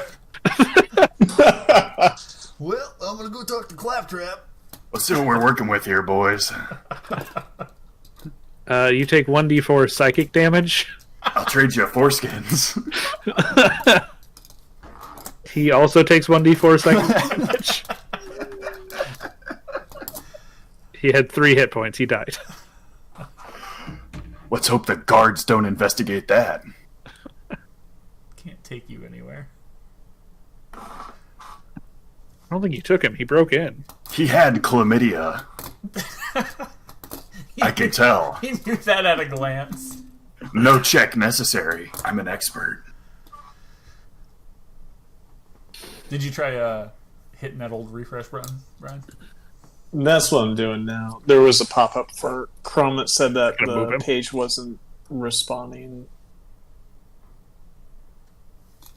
So we'll see if refreshing works. So as we're playing, yeah, we are finding that Foundry is a little more, I don't know, a little more, has a bit more going on than something like Roll20 did when we played last. Yeah, there's lighting effects, and then this map specifically is just, I think it's a little bit bigger than what it needs to be.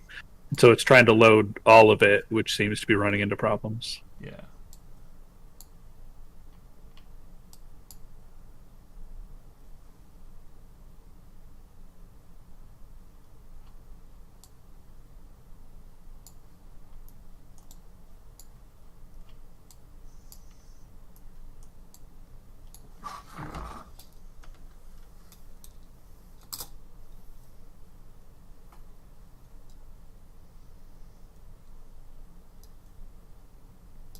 Yeah, it's still refreshing.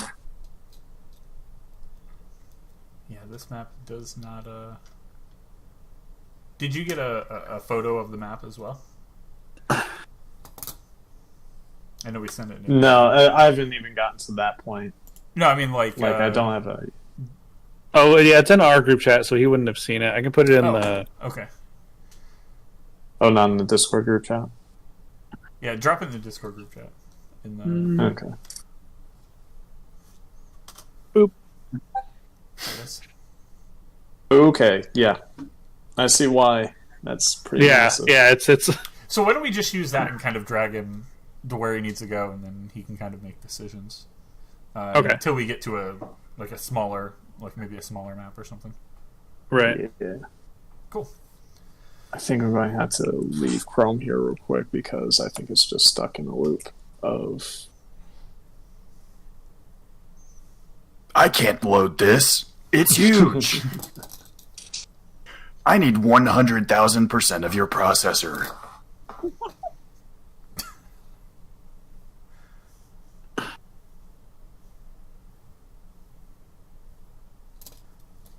So the area that you are all in is there's a few small houses. Some have been pissed in, some have corpses. Sometimes it's the same house. Many have been pissed in.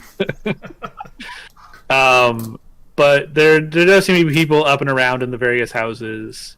Towards the north is more where there might be businesses or whatever. In the center of town, there is a large fountain. There's a building shaped like a butt. There's I go to the butt. I'm trying to smooth past roll it. to touch the butt. You can't smooth past the butt. Not with this guy. He's on the move. We'll see how smooth I am when I make a pass at it. Well, All right, I'm gonna drag him over to the butt. I love. Where'd you go? Oh boy, I love that the. he's running. Shit, we got a runner. I love that the Hell butt is yeah. crudely drawn. It's farting. I take a whiff of the butt. Get Ashley over here. So I Yeah, have sorry for dragging people. What's up? I have the computer Oh, plugged shit. in, it's not charging. Yeah, that's not great. And it's about to fall asleep on me. Oof.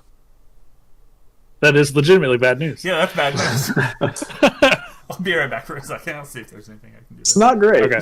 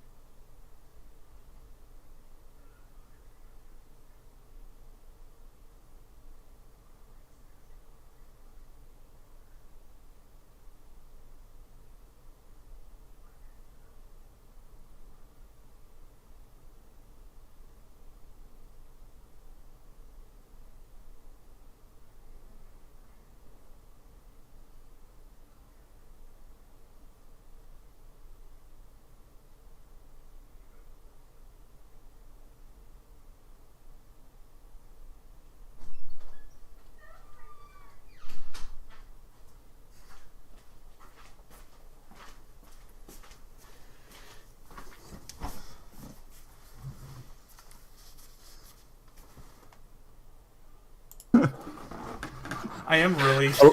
What the hell is happening? Was I standing out of range? Nox literally just death farted when you put us Like, I don't know that it could have been better timing. I'm out of the spray. That makes me happy. I hate you. Did they take splash damage? The building farts and it blasts you away from the door. And unfortunately, every NPC that's in this cone smells like farts for the rest of the campaign. And then, like, the negative pressure closes the door again.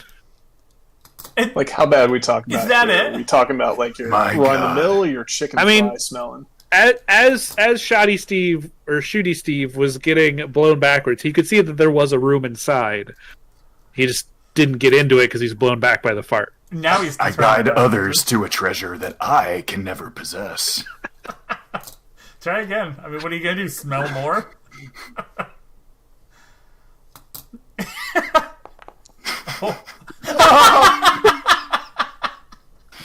Oh shit. I will say that this time... No. This time, it does the opposite. It sucks you in. And there's a second door, and that sucks you in. And there's a third door, and that sucks you in. And there's a fourth door, and that sucks you in. And then you fall down. And in there, way down as you fall in, you take some amount of fall damage. There is a room with like a raid boss in it, just a huge raid boss, and then he just takes his hand, he smashes you into the ground, and then farts your head off, and you die. Oh. Well, you know what that means. And you come back at the brew you station. Huh? Shit You deal. lose 10% of your gold. And you're going to replace your trauma with a new trauma. Oh, okay. Or, I'll leave this up to the will of the other two people who just got farted on. Should he replace his trauma, or should he just get a new trauma? On top of. Oh, God. Add another one. Was his current trauma really a trauma What if he happens was if he has- already doing it? Oh. It's only making me more powerful. Alright, extra trauma it is. I mean, what if it's just another voice that he has to do? Does he gain a split personality? Nope, now he's just impatient. Ah, me too. I already was. It seems I've made an oopsie on my character sheet. When I added my money, it deleted the PDF. How? I have no idea. That's actually impressive. I'm gonna go back in this guy's house and piss again. Oh, you definitely did do that. Hold on, let me figure out how this happened. I'm just so excited that I was out of the splash zone. Same. I wasn't even here. You still smell like farts, by the way. That hasn't changed. Oh, I do? I was out of it. No, Steve, even though he died. It was able to clone the farts. It intensified.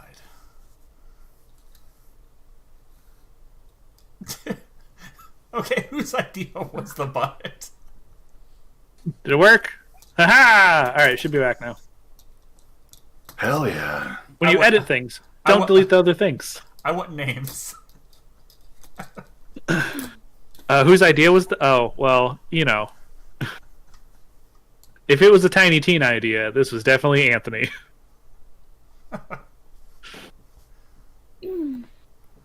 Hey guys, I think I understand the butt building now, and I'm gonna give it another try. Trying to critically think his way out of this. The butt building is closed, and the door now says fart room. Respawn in respawn in 2 hours. Temporarily under construction. Rectum. Guess I really wrecked that ass. So, as you're also looking around, there are a few townsfolk that you could talk to. There's also this fountain There is And a body across- in that fountain. Across from the butt room, there is the room with all the bright lights going off. To the left, as I was starting to describe, there is a large fissure that seems to be really mad at one specific house. He's mad at a house. An anal. Yeah, because fissure? just on the other side of the fissure is there's just one house, but there's a few. There are a few planks strewn across, so there is a way to get across if you want to. So I saw another Like- crack. There's another crack I want to get into. So fountain or fish house? Anybody? Fountain or fish house? The fountain it is. Fountain. Okay.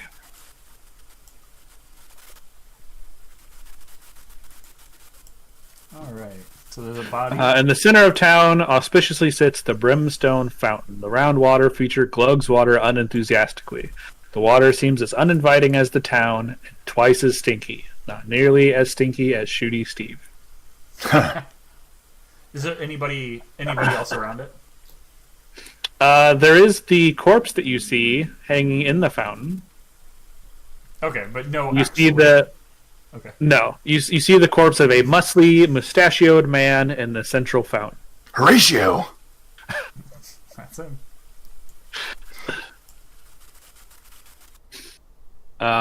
Is there any? What would you like to do? Is there any sticks? It's a dead body. I feel like I have to poke it with a stick. Poke his ass. Stick over here. You can find does seem to be like a piece of the wall broken off that is relatively stick shaped. Okay. Well, I'm gonna stand back here and throw it. I back up. Roll an interact check. All right. Just like the Olympics. Javelin throw. Nothing can go wrong with that.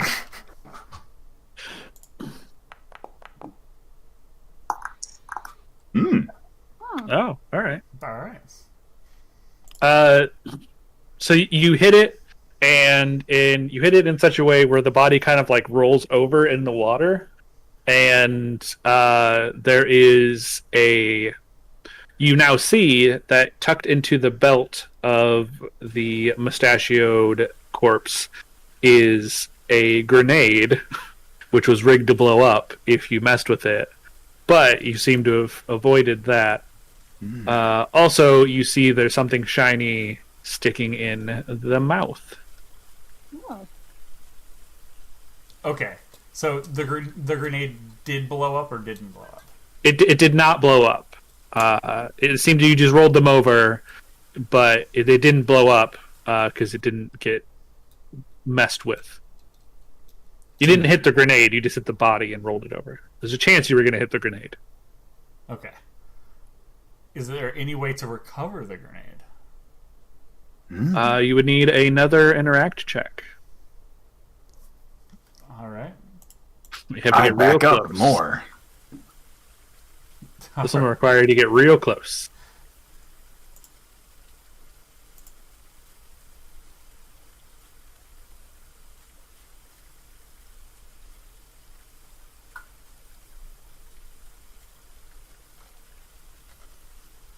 I actually think that last one was supposed to be +1. Wait. Yeah, I mean, right? you don't have a +3? No, I have a +1. The +3 is the AC, I think it's accuracy mod. So it's +1, right? It at the end it does say +1. So that's what I add, right? Not the accuracy Yeah. mod. Right. Okay. Just making sure. Oh, yeah, because that's just a mistake. That's not supposed to be a +3. Okay. Because your actually mod is a +1. Okay, so the first one was like 17. Yeah, still good. Still good. Okay. Okay. 14. Yeah, you have pulled the grenade successfully, and it does not explode. I can also say that if you wanted to, you could have also grabbed the whatever it is that's in their mouth. Okay, at the same time? Yeah. Okay, yeah, let's do that. Let's see what that is. So as you grab it, you realize it's shaped similarly to your Echo Stone that you were given by Claptrap, but this one has a different etching in it. And as you pick it up, you start to hear it, and you realize it's an Echo log, which is a pre-recorded message that someone has left. And the stone says the following: "Oh crap! If you're hearing this, I'm probably dead. My tummy hurts something fierce. I think I got food poisoning from that mobile skag kebab salesman. Or it's that other thing I ate. Don't worry about that. I lived a good life, full of explosions, makeouts, and post-makeout cuddling.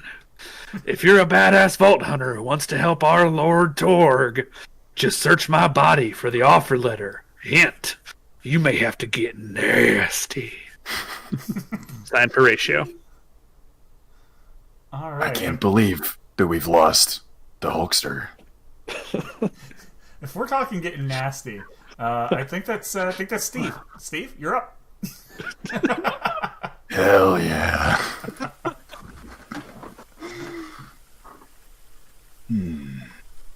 So what do you have to do? Dig around? Frankie. Let me check my interact score.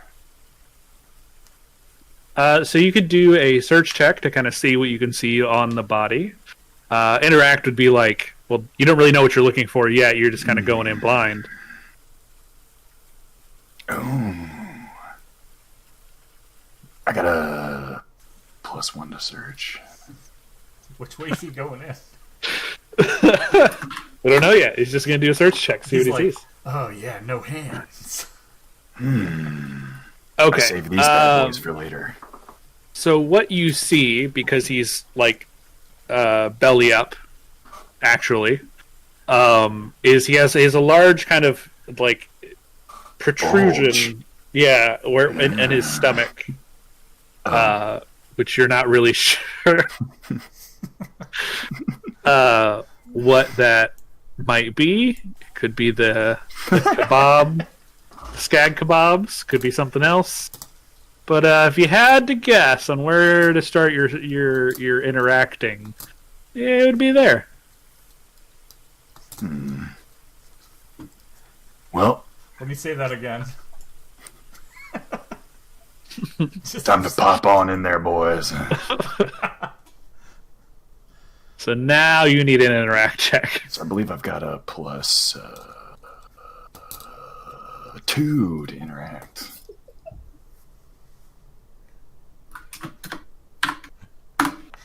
It's gonna take him 2 weeks to like break this voice. Oh. Okay, so Wrong bulge. you do seem to kind of get in there, I don't like that. in whatever means it was that you were doing so. You see there is a small container. You don't know how he swallowed it, or maybe didn't swallow it. Did you think that was the kebab? Like, he's just out of eating shit in the wild. It has a bunch of grenades in it. There's enough grenades for each of you to have 3, except one of you is only going to get 2. So there's, what is that? 3, 6, 9, 11 grenades. Did I scavenge? And next to the grenades is a letter. Do what? Did I scavenge that grenade that was supposed to blow up though? Yes. So you have a grenade already. So I'll take. But that one is have different. 3. That one's different. That one is a different grenade than the ones that you are picking up now. Then I'll It looks definitely- different. I'll take 2. Everyone Okay. else gonna have 3. I try to read the note, but my English isn't very good. You soldier on. It says, if you're reading this, the clock is ticking. Last thing anyone needs is another legendary wand fucking up the meta. Once you're sure you found the bunker with the wizard's wand in it, I will pay you to blow it the fuck up using these grenades. Lord Torg. Postscript. Seriously, the clock is ticking. And as you're reading this, you do realize that you do hear a ticking sound. And if you inspect the letter a little bit closer, on the back of it is taped a grenade. That explodes. He's got an ass load of grenades. Quite literally. So it explodes, and Ouch. you will take 3d4 damage. Oh, yeah.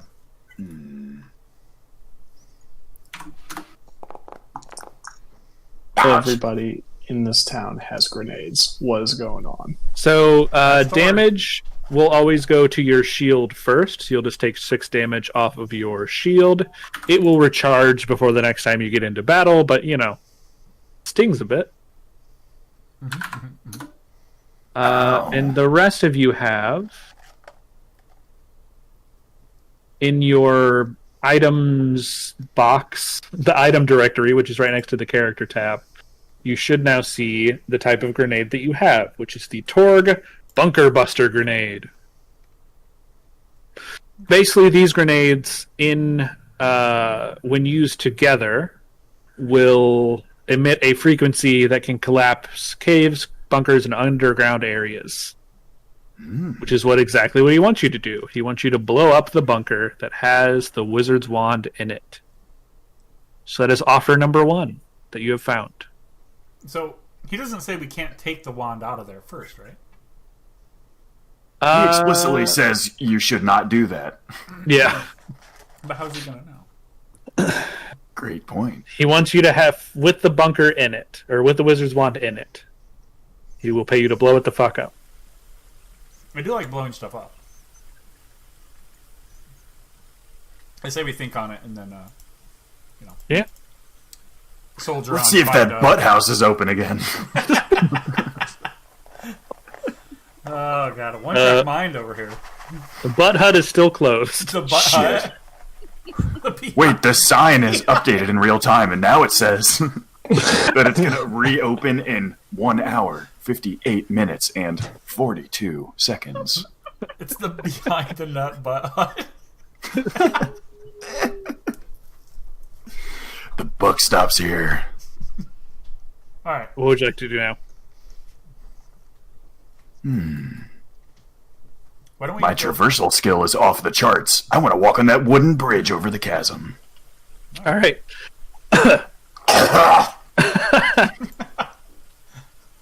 As you approach it, some things will happen, and I'll let you know. We'll just go right past that. What's this little, 2 little shitholes in the ground? That's a rock you tripped over. You take 3d6 damage. So as you approach the area where the planks are, you see someone on the other side, and she's shouting. She says, "Hey!" Small lady shouts from the hut. "Come here! I got a thing for you." That's for me. Okay. So if you want to walk across, it'll be a traverse check. Luckily, my... Oh, fuck. Okay. Luckily, my PDF, which is definitely still attached, says I have a +6 in traverse. This will be like walking on a candy from a baby. What? Oh no, it's true. You are good at traverse. Oh! Well, Oh, I thought that said 1. it did. Oh, fuck. So You remember that spot before, and you tripped over the rocks again somehow? unfortunately, you needed an 8 to cross the plank successfully. Bastard. So you get kind of close, and then you fall to your death. God damn, he's died 3 times. He smells like shit, and he's been blown up by a grenade. He's basically Jim Carrey's character from In Living Color. And now you're going to have another trauma. Hell yeah. Roll it up. Setting records right now. I hope it's a different one.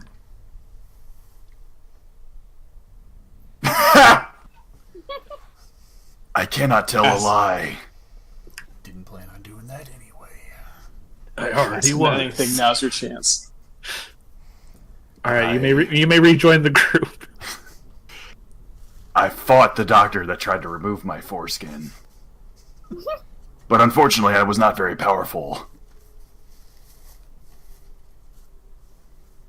So, did he just fall off the plank? Did it break? Yeah. No. Planks are pretty sturdy. People fall to their death all the time. All right, I'm gonna give this a shot. All right. All right, Get them traverses. let's check it. Oh boy, oh, he's running. We got a runner. Just watching Shooty Steve just bounce around the map. I'm back. Do I still smell like ass? Yes. Hell yeah. It's weird. Like, you've reconstructed your body 3 times, and it just will not go away. More and more each time. So Dr. Herman actually makes it across successfully. What the? Try again. The old lady, as soon as you get over there, go, "Ooh, well, I was hoping one of you would fall over. Most excitement I've had all week." She doesn't have Thanks. anything for us, does she? Anyway, my dumb brother Ryder, he's the knight in charge of protecting Brimstone. You know, no big deal. You've probably heard of him. He forgot a integral piece of his armor set this morning. You go deliver it to him, he'll probably give you something good. He's at the southern gate. And the old lady goes to hand you a piece of plate armor. It's like a rounded, just sheet of metal. Does Kind it have of a grenade curved. taped to the back of it? Is there Do a what? grenade? Is there a grenade still- taped to the back of it? No grenade on this one. Search check. Now! Shooty She Steve taped it pulled on. She this. taped it on your back when she went in for a hug. Damn. I should have listened to social distancing. Got me. But now you have to get back across. Yes. Watch out, there's a rock! Watch out! There's the rock. Yes. Oh. Oh, really? That was You a got close there. one. Anyone That was else wanna- tighter than my ass when I was in the ass house. So as you get across, you actually one of the planks just falls in, and she's like, Oh. "The hell!" I read that one. That was my favorite plank. So the south gate is actually the gate that you entered to begin with. There is a small soldier hut area that What had hut? no one in it when you were when you were there originally. So that's where she wants you to go. All right. Let's run it on out. Back to the stairs, right? That's basically where we're going. Whee! Huh? I keep hearing the audio Of the fountain. as they go by the fountain. Yeah, as I'm moving Brian's character.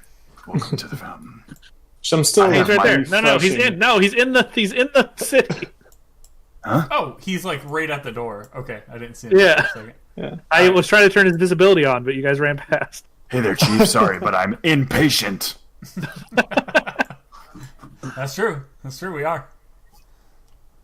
So as you head to the southern gate, you discover a tall, extremely embarrassed-looking knight. Wherever you move, he tries to ensure that you're facing him. That he's facing you directly, as in you're looking at the front of him as you try and get around him. This is an unfortunate situation as you're surrounding him. We're gonna. He tries. We're gonna wolfpack this asshole. He puts his back to the wall and just kind of keeps looking at all of you and not Dude. turning anymore. You wouldn't believe the day we've had. This is just insurance for us. Shooty Somebody's looking Steve. naked back there. What's his reaction to Shooty Steve? So there's like, Yes. halt! Is that what I'm supposed to say? I'm supposed to say halt? Yeah, halt! Okay, he I'm didn't halted. axe him right away. So Hold on. Hell yeah, I halted. Are you in or out? Where are you going? Are you just running everywhere? I haven't seen you around before. What are you doing? trying to air out this ass stank. It's powerful. Can you smell it? Pungent. Yeah, Can you smell it? even with my visor down. Oh shit! And it's one of those like Yep. smells that you can taste.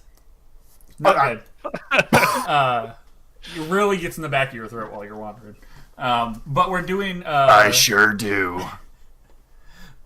But we're on a quest for Marcus, and we stumbled across someone who said to bring you this.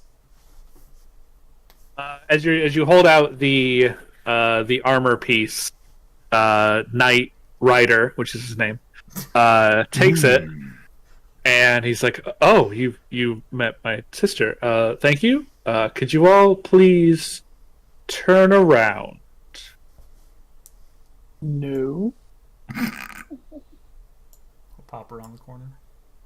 Please turn around. Mm. Since you said please.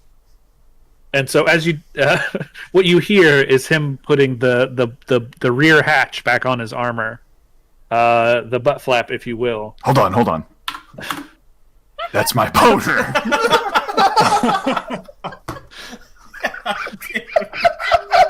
We've given him too much power. He knows how to use this too well already. This is the problem. I can't demote you any further. It's gone. How are you rotating? There was a grenade taped to the back of his dick. Huh?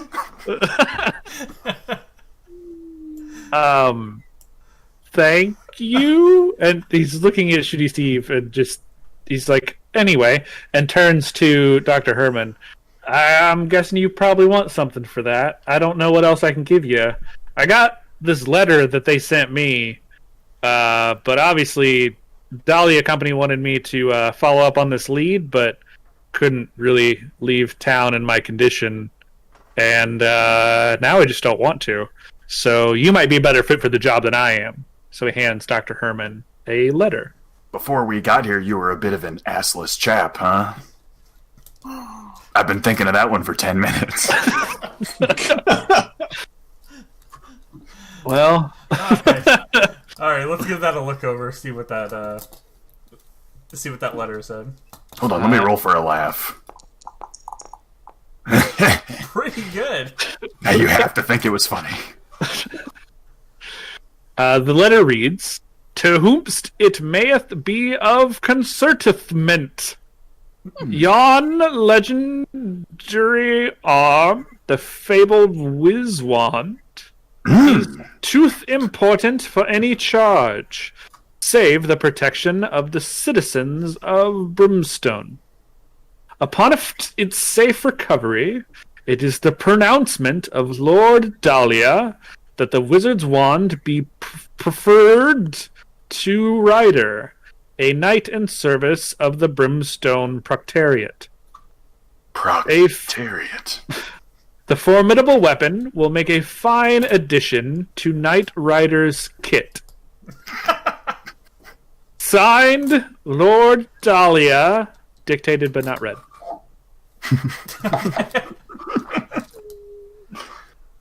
So you have the Dahlia, Lord Dahlia would like you to deliver Wizard's Wand to Knight Rider so he can use it to protect Brimstone from all enemies. And they reward you with 700 gold. See, it's not as good gold wise. But I say what we have. Are there 3 more letters? Yeah, You have found 2, yes. 3 more.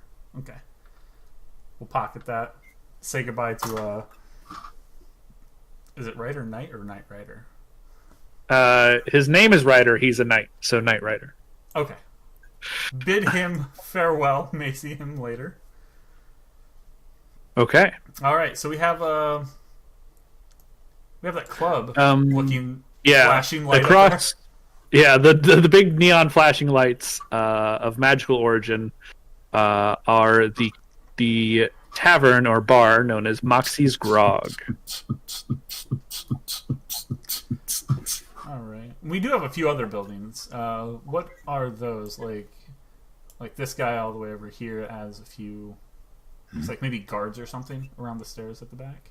No. Yes, that is what you can see. Looks like a guard post. Okay. Which leads to the north exit out of the town, and there are 2 guards guarding it, whatever that means. And They don't want me to there piss does in seem, there. if you got closer, you would notice that there does seem to be a trail of blood leading there. Okay. Where's that trail start? It starts over here. I can't click on things over here. Yeah, let's go check that out. Whoop. Okay. So the trail just kind of leads toward like the side of the building there. Yeah. Okay. At the north entrance of town, the vault hunters come across a blood-soaked wooden post. If someone would like to do a search check, you can maybe see the origin or trail of blood.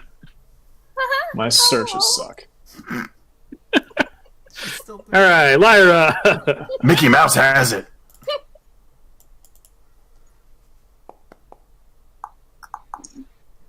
Okay. What was So you see. Did 0. you? Oh, you had 0 to search. Yeah. She just went with straight search value. She nailed it. Plus Okay. 2 and minus 2. 0. Fair.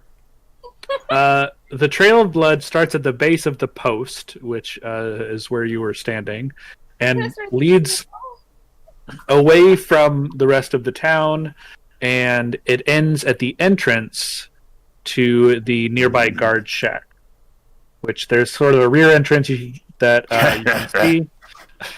He's an expert. And then the other entrance is by where those 2 guards are around the other side. All right. Does this to- look like a place that we would definitely get in trouble for searching? If you got caught, yes. Okay. But you can always sneak. That's another check that you can do. If you would like to sneak your way in. Sneak. My sneak's pretty good. I know Brian, Plus 3. I'm a +1 on Snake. but you have a really good like talk. Maybe you can That go I distract the do. guys outside. All right. So is that Brian? Yeah, let's go. Major ahead. Potty. Let's go. Yeah. Since we're still. I'll join the major. All right. Major Potty, and Steve, as you go around that side, you see a sign that says, with wood, it's just a wooden board with nails in it that says, "Guard post for morally upright and non-murderous guards" painted on it. There are 2 guards. They appear to be half asleep, and they're taking turns smacking each other in the chest for seemingly no reason other than sheer boredom, or as Brick calls it, flirting. Yeah. So, good day, guards. Glad to see one place in this area that isn't tied down with grenades here. You wouldn't believe the day that we had. And then I continue on the story of our day, and Shooty can fill them in with the fart room. Smells like ass over here. Or is So it go just me? ahead. Can you roll a talk check? Or is that... Oh, yeah, you're not here. You can't. No, I won't. You'll Okay. have to do that for me. I'll roll for him. Hopefully, it's a good roll, and the story will enthrall them. Just enough for them to sneak Yeah, in it's a behind. +3 to talk. Okay. So... Oh my god. Oh, Well, Oh. Here, let me actually take over and tell some of my stories. well, one of the guards asks as you begin your story, he's like, "Wait, Good lord. do you have grenades? Did you see? Do you have grenades on you?" I mean, I hope not. Oh, and then he just goes back to smacking the other one. I cannot lie. We are definitely fucking loaded with grenades.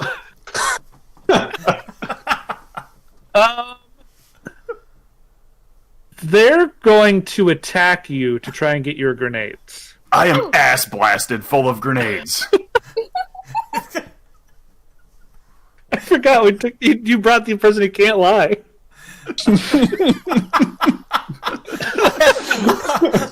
I forgot too. That's funny. So okay, while that's going on, let's get back over and see how the sneak checks are going around back. Well, probably. Please. Well, Chet, not well. Oh no. All right, let me go ahead and roll.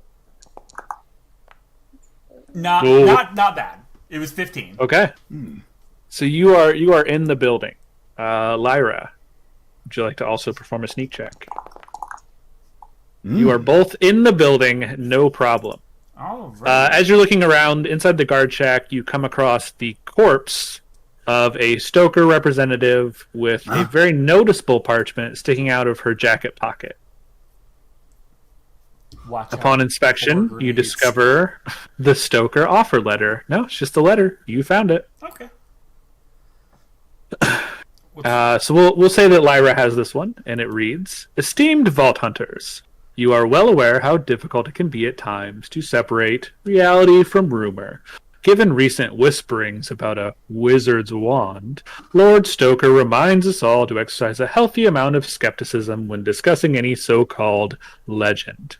Thank you for your caution and reserve. That is all.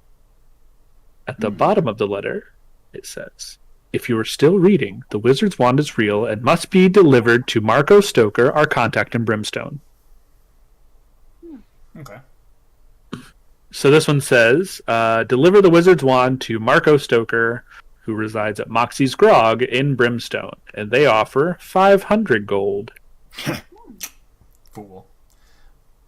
All right. Is there anything else in this room that's noteworthy? Since we're already here. No, most things are just broken. Like, there's not even any chairs, which is why the guards hang out outside. They would just stay inside the whole time, but all the chairs are broken. Okay. At least outside they can lean on the wall. So I'm gonna peek out the door and check to see how everything was going out there. So they have their spears, and they're approaching the William Cannot Tell a Lie and Major Potty. Because they are very amoral, and they hear that you have something valuable on you, so they want to take it. Probably off your dead body. Okay, so they're definitely going to attack. Yes. All right. But they're very dumb. Yeah.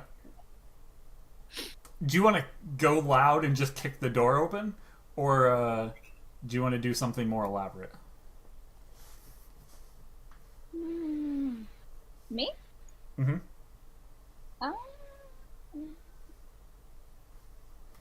Probably elaborate, so that our cohorts don't get murdered. Okay. Go guns a-blazing. Okay. Let's go guns blazing. Why not?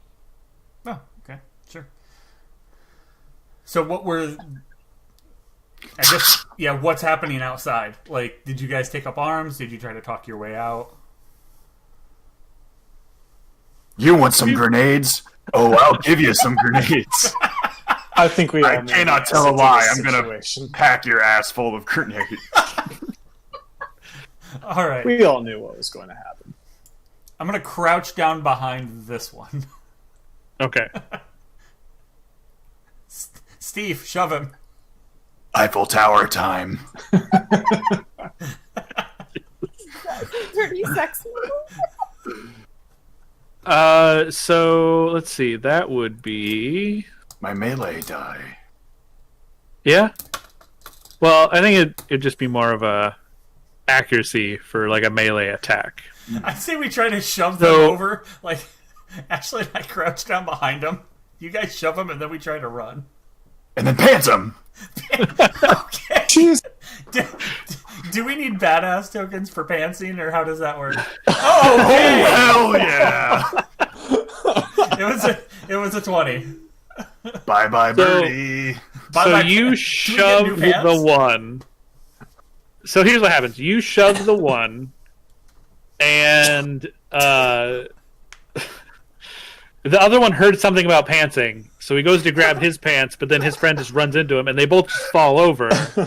And they spear each other as they're falling. Oh. Okay. So they're just both dead. Oh shit. But kind of like they look around and it's kind of like, you know, they're kind of like popsicles or like a tribute to Vlad the Impaler a little bit. Oh, it's okay. I see. Throw him in the fucking guardhouse. Let's leave him as a warning. Wait, if you No one take their can see clothes, this. would he smell less? And you all get a badass token for Hell yeah. Oh, cool. for making the guards murder each other. Do we have weapons, or do they have other weapons that we can then plant in a way to make it look like it was murder-suicide? Mm. No, it no. kind of does look like murder-suicide. You know, It just already does occur. yeah. Dear Jeb, I always was trying to spear you with my other weapon, but it never worked. Sorry. So now, since you won't take my fat, skinny, spear-like dick, Oh, you rolled for initiative. How did you do that? she is on the initiative menu for some Yeah, reason. she is. Yeah, I was on the wrong one. Under combat tracker. Wait, But how? Yes, that's the thing, is we don't know how. I don't know. My She's character's been there for a and I hit bit. The button. wait. She's been there since at least the bridge. Because I keep refreshing just so that way I'm up to date on the roles there, and I've looked in there and she's been on there. Dear coworkers, I we don't know how that murdered happened, each but other. we'll just do that. I was confused. Like on where? Can I edit my character sheet? Because I can't figure it out. No. No, unfortunately. For some reason I thought we could. It's fine. It's fine. No, it's just a PDF image, kind That's of. what I thought. Okay. What was that special grenade you got? H.H. Holmes? Oh yeah, what is that special grenade that I got? You don't know? Oh, it's a freaking surprise. I'm gonna throw it randomly. We'll see what happens. We could toss that bad boy in one of these guys' ass. He can't tell a lie. Doesn't mean you have to say everything that you that pops up in mean- there. I cannot tell a lie. I'm thinking of Is it- butts right now. Is it badass if we just blow up 2 dead bodies? Hell That's yeah. just more cleanup than anything else. For the fucking janitor, what do I look like? The superintendent? I don't give a fuck. And it's not badass. It's what Brick calls third base. No, I mean, it's just cleanup of the crime scene that we've left here. It's just like, well, we're just leaving no trace now. I'm not Cleany Clarence. I'm shooting goddamn Steve. I just didn't like the way he said throw it in their ass. I'm just not a fan. Oh, I mean, they're already dead. You could just place it. You don't have to throw it. It's a less after. You don't have to worry about that. He's struggling. He's resisting. He's fighting back. It's a lot easier if you just lay back. Oh god. Just joshing. I'm gonna keep a hold of that grenade. I decline. you little- chucking Okay. it into Get back the here. bubble. Get back. Steal. All right. All right. So It's just an idea. So let's just go door to door and fuck everybody up in this town. What's the place next to us? well, Population, so as you -2. get kind of over towards where Dr. Holmes is, you see an alleyway. And as you pass by the alleyway, you'll notice a lone figure who just witnessed all of this. Who is witnesses. who is like trying to remain hidden in the waning shadow of morning, trying to hide in the shadows, but the shadow is quickly disappearing. Pants Come up. out. I don't just want to talk. I can't lie. As you say this, they duck into the alley and they're trying to outrun you.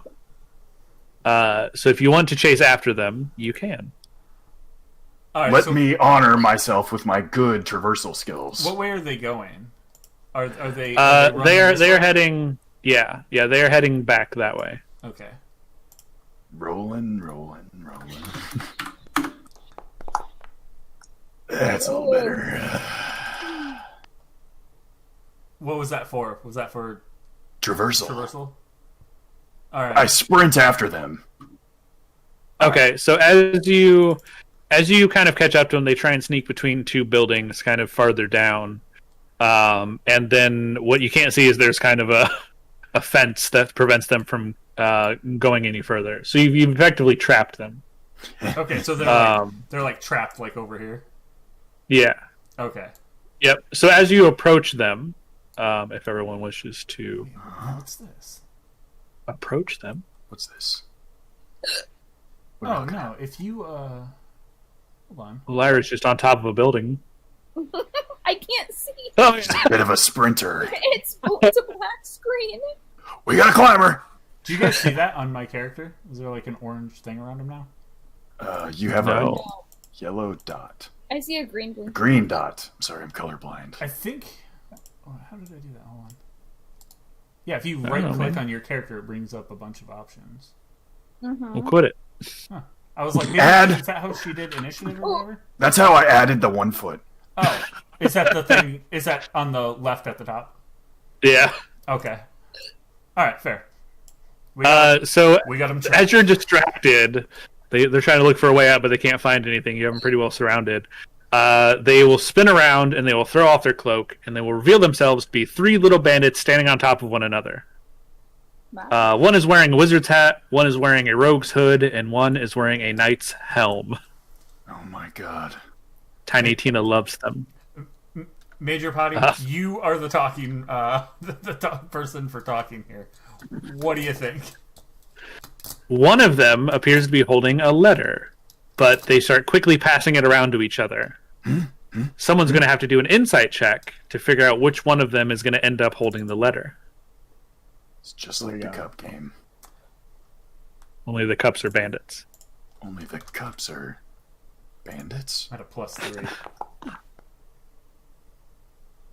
Insight's +1 for me. Okay. Dr. Herman is able to determine which one is holding Herman the... determine. It is the one with the knight's helmet. That is the one that is going to end up holding the letter. If you would like to grab them. So if I scream, kill all of them but the knight, what happens? Jesus. Oh, fuck. You feel like they're going to book it. Oh, okay, okay. Book it where, bitch? There's a fence. It didn't scare them at all? Oh, they're already trying to figure out a way out of this, but... Alright. So is it like a bastard. greased pig situation? Do I have to dive at them? Or can I just walk up and grab the you- bastard by the hand? Interact check. You know which one it is. So if you want to acquire that however you can. Alright. We should all try to grab one. Let's see what happens. I think that's fun. I'm Everyone. gonna have to roll an team up with interact someone because check. I'm a +1 on my interact. Me too. I'm a fucking -6. Oh, +2. Yours is really -6? It's +2. Oh, okay. I fucked it. Which one were you trying to grab? I think that was my problem. Wizards? Okay, you just tried to grab I was trying anything. to grab the fourth one. Okay. You missed. Alright, I'm gonna go for the knight. Oh, Jesus. God, We are all fucking blowing it. Wait, which one had the paper again? the knight. The knight. Okay, I'm going for him. Oh Oh! my god! That's not fair. It said 16. Brian, Who wants to roll? Oh, I guess I will. I'll roll Brian's for got him. it. Brian has a It shot. all comes down to you. Let's see what your interact Major is. So it's Daddy. +1.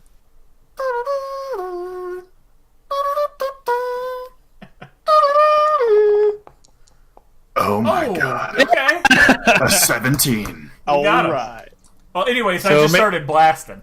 The guy that's legally blind was able to grab the guy. He grabbed the paper. So Major Potty has grabbed the one with the knight's helm. The other two just scatter. Smart. One of them you can see drop something as they're trying to escape. A grenade! That's human poop.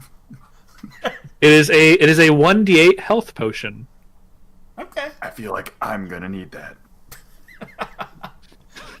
That's probably You usually true. just die wholesale. I don't know if you need health. I think you just need Good point. immortality. I knew Major Potty has the letter, and it reads, Vault Hunter, I'm not stupid, and you're about to become less stupid. If you've taken a contract from Marcus of Brimstone to find the wizard's wand, you're being duped. This crooked merchant, once again, has accepted multiple contracts from factions, each with their own designs on this legendary weapon. I refuse to let him play one side against the other. If you accept this contract, locate the wizard's wand and use it to kill Marcus. You must kill him with the wizard's wand. I'll be informed via my network once the job is completed correctly. Pandora and its future will be brighter for it. In confidence, Lord Blake of Hyperius. He wants you to bring the wizard's wand back to Brimstone and use it to kill Marcus for Lord Blake. He will give you 800 gold for doing so. I'm good with that. That one might be lucrative because, by killing Marcus, that's never murder. going to work. Wait, wasn't there a warning about killing Marcus that there'd be a curse or something? Yeah. I think I've already been cursed. Yeah, You were born but that might have cursed. been from birth. Yeah. I don't know if I can handle a second one. I cannot tell a lie. Yeah, 2 negatives could make a positive, though. So you have found 4 of the 5 letters. Awesome. I say we go to the club and try to find some letters of some of these bitches. He can't Down lie. for some clubbing. I think Major Potty, you should take that potion since you're the one who actually successfully captured them. The only one capable of seeming to be able to do anything. But yet sees nothing. I guess that. He's blind, but his other senses are enhanced. Like the ability to do a simple task. All right, so we walk in this place. What do we see? I'm hoping it's like a saloon. I don't know why. Like swinging saloon doors on the front. Within the warm, boozy confines of Moxie's Tavern, the Vault Hunters will notice that the clientele consists mainly of smelly, passed-out alcoholics who neglected to leave the bar the night before. I'll fit in great. Uh-huh. Moxie herself stands behind the bar, bored out of her skull. Of course, Tiny Tina would like to remind you. I tell you what I'd like to bore out of Moxie's skull. You know what I'm saying? I think you know what I'm saying. I know what you're saying. That's all one word. Okay. Once the Vault Hunters show up, she will immediately perk up and asks the Vault Hunters to take a seat. Hey there, sugars. Why don't you come and sit down and talk to Moxie for a spell? I take Spell a seat. meaning a period of time, that is. I'm not going to give you a magic spell just because you talk to me. Much obliged to. Are you? You're just sitting at the door. What are you doing? Oh, there he goes. This is a long bar. Yeah, no, it's just the span, Fucking the whole huge. length. It's like urinals in the men's room. I have to leave a space between. She notices sort of the general state of all of you, sights and smells included. Say, you must be looking for some of those offer letters, right? For the Wizard's Wand quest? Well, I may happen to know the location of one such letter, and you're oh so very close. Is the tip jar around? There is a tip jar sitting to the right of the bar. Okay. Let me grab it with my hands. All right. He keeps rolling. It says, tipping is not just a city in China. I don't get it. I'm gonna pitch 10 in to that thing. 10. 10 what? So Steve grabs the tip jar, which Moxie kind of side-eyes him a little bit. with one hand under the counter, and then Dr. Herman throws 10 gold in as he's holding it, and she says, "Oh, okay. Well, you look like you could use a stiff drink." I have one hand under the counter too. Know what I'm saying? Why did you roll damage? This isn't damage. Not yet. Oh, okay. So she turns and grabs a sort of a pre-mixed potion, which she calls a moxtail. These are things you can take with you. Because you tipped a generous amount, you get the hay sugar, which means if you drink it, you will get +2 to talk checks for 1 hour. Okay. She will also slide the letter over to Dr. Herman because you were the one that tipped. Okay. Cool. I've got a tip to put in here. Let's go ahead and read that letter. You take 6 damage. Ouch! And a hole appears underneath the bar, and after you hear a gunshot. She knew I was coming. Oh, God. He's going to die before we even do anything. So, Dr. Herman, the letter that you have reads as follows. Procureur Marcus Kincaid, the malefactor concerned, requests on the behalf of our leader, Lord Kanagawa, that an investigation be made into the whereabouts of the wizard's wand. If found, Lord Kanagawa has expressed interest in what elemental effect the weapon may possess.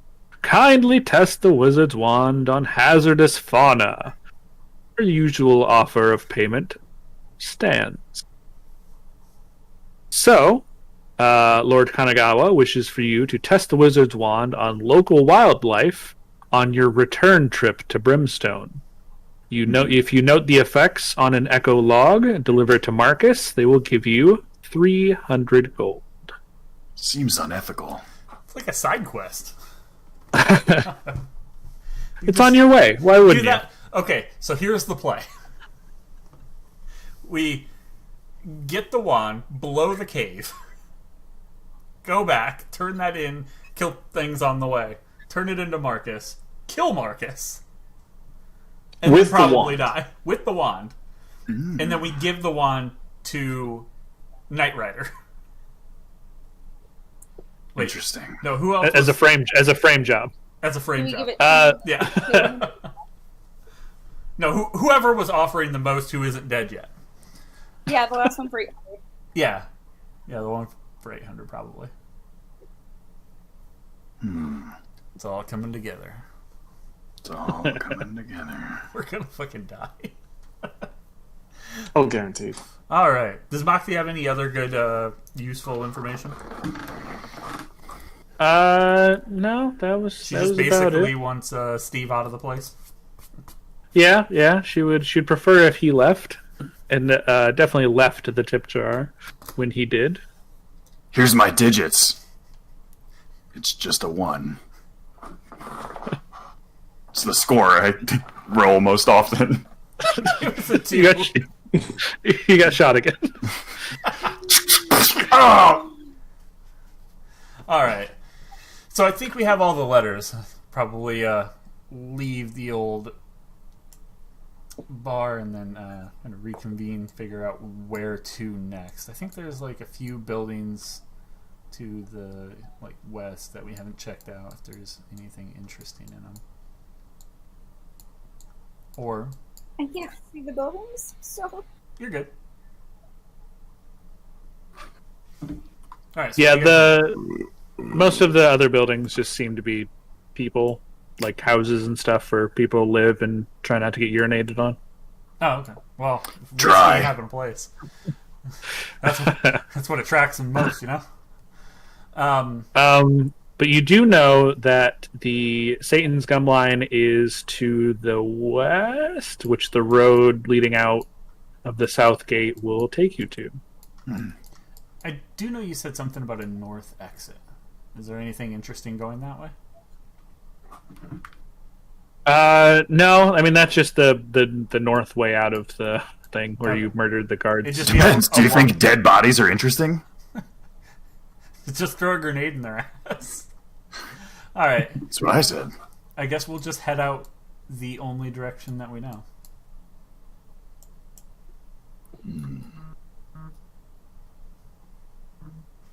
All right. Maybe we can get a new map going here for wherever we're headed next. And You would think. some of these guys a good visual. Actually, I'm going to wander over here to see how it loops around. Boop. Ah! That's a big door. So there was an encounter along Satan's gum line as you were heading on your way there, but Tiny Tina decided it's not worth it. It was boring. Skip. Yeah. So now you see the entrance to the abandoned tunnels. And what you see is a circular weathered vault door seals the entrance into the tunneling project. The door has a massive hinge on the right side and is mounted low enough that if it were to swing open, it would drag a wide furrow into the heaped sand before it. Right now there is no such furrow, so it seems the door hasn't been opened in a very long time. The vault hunters... If the vault hunters do stuff, stuff happens. So, stuff. How can I fuck this up? I'm leaving this one to Steve.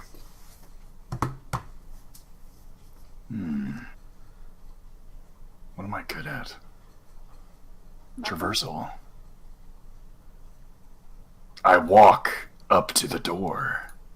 It had a grenade taped to the back of it. Hell yeah! You are so up at that door. Well, now that you're standing in front of it, what would you like to do? That's all I've got. Well, I'd like to spend a badass token. No, just kidding. He's gonna add +1 to my traversal.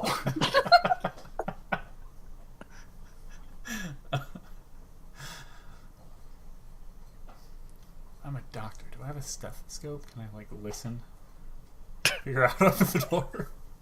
You can listen to this You right can put here. your face on it, I guess. That sounds pretty dangerous. All right. Yeah, that's it. Like, the 5 inches away you'd be with the stethoscope is just way safer. It feels safer.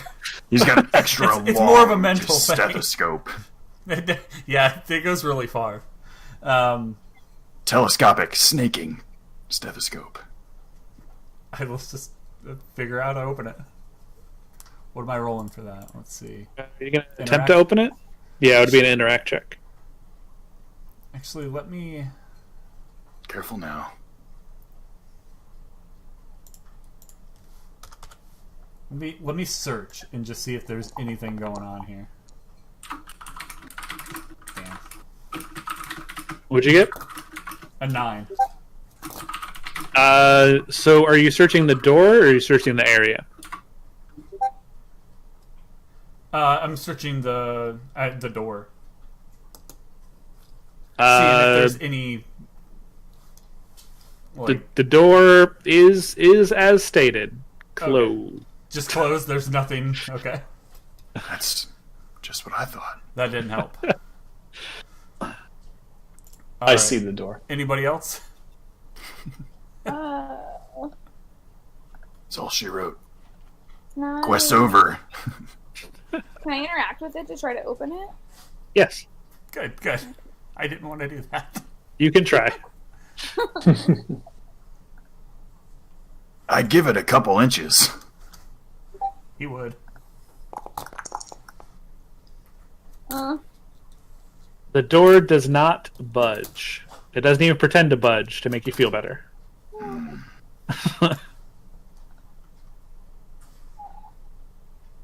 Alright. I'll There. try that one more Is time. there- Search the area. Okay. So, searching the area, around to sort of the east of where the door is, there is a set of damaged rails that seem to be poking out of the sand in various places. They curve back around to the south and behind a rocky outcropping, which could lead you as an alternative entrance into the tunnels.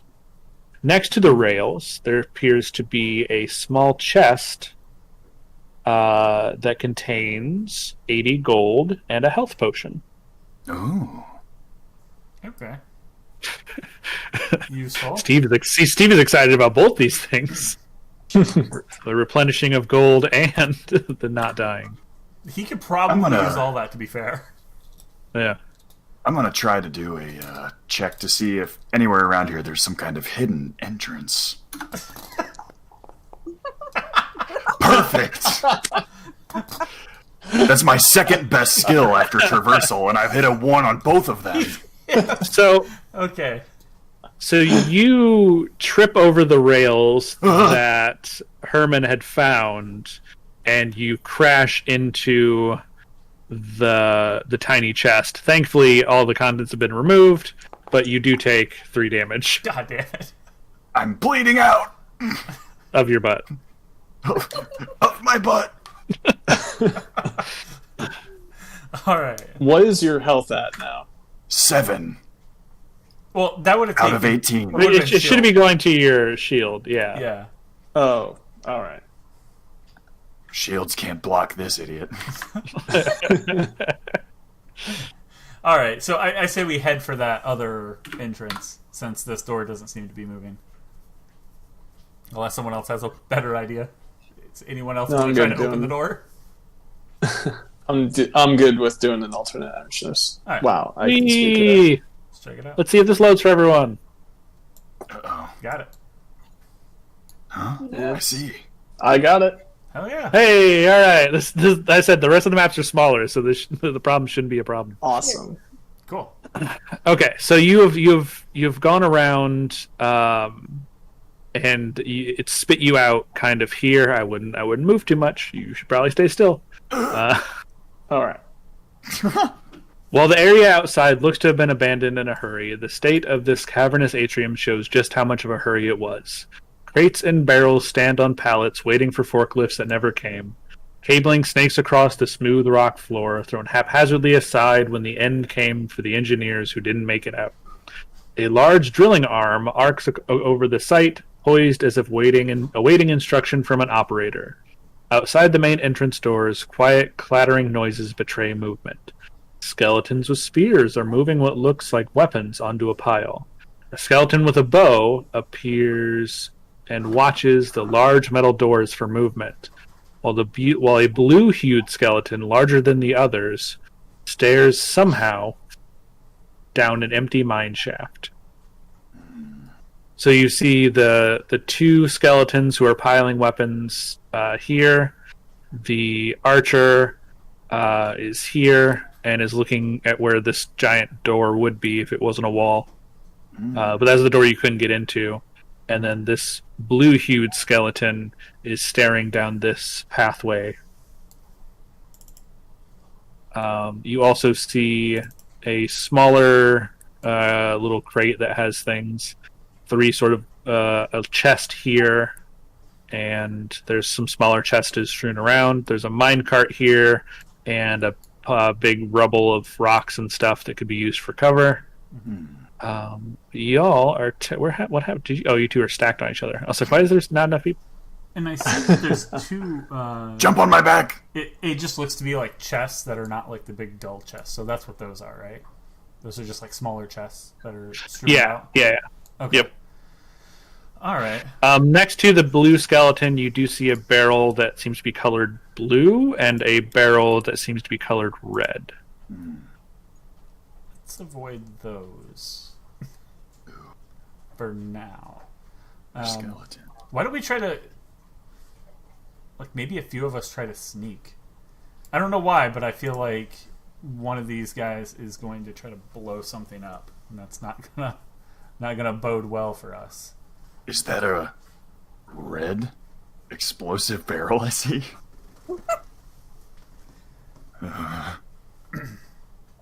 It quite possibly is. So this is technically before combat, right? Yes. Yeah, they haven't seen you yet. Okay.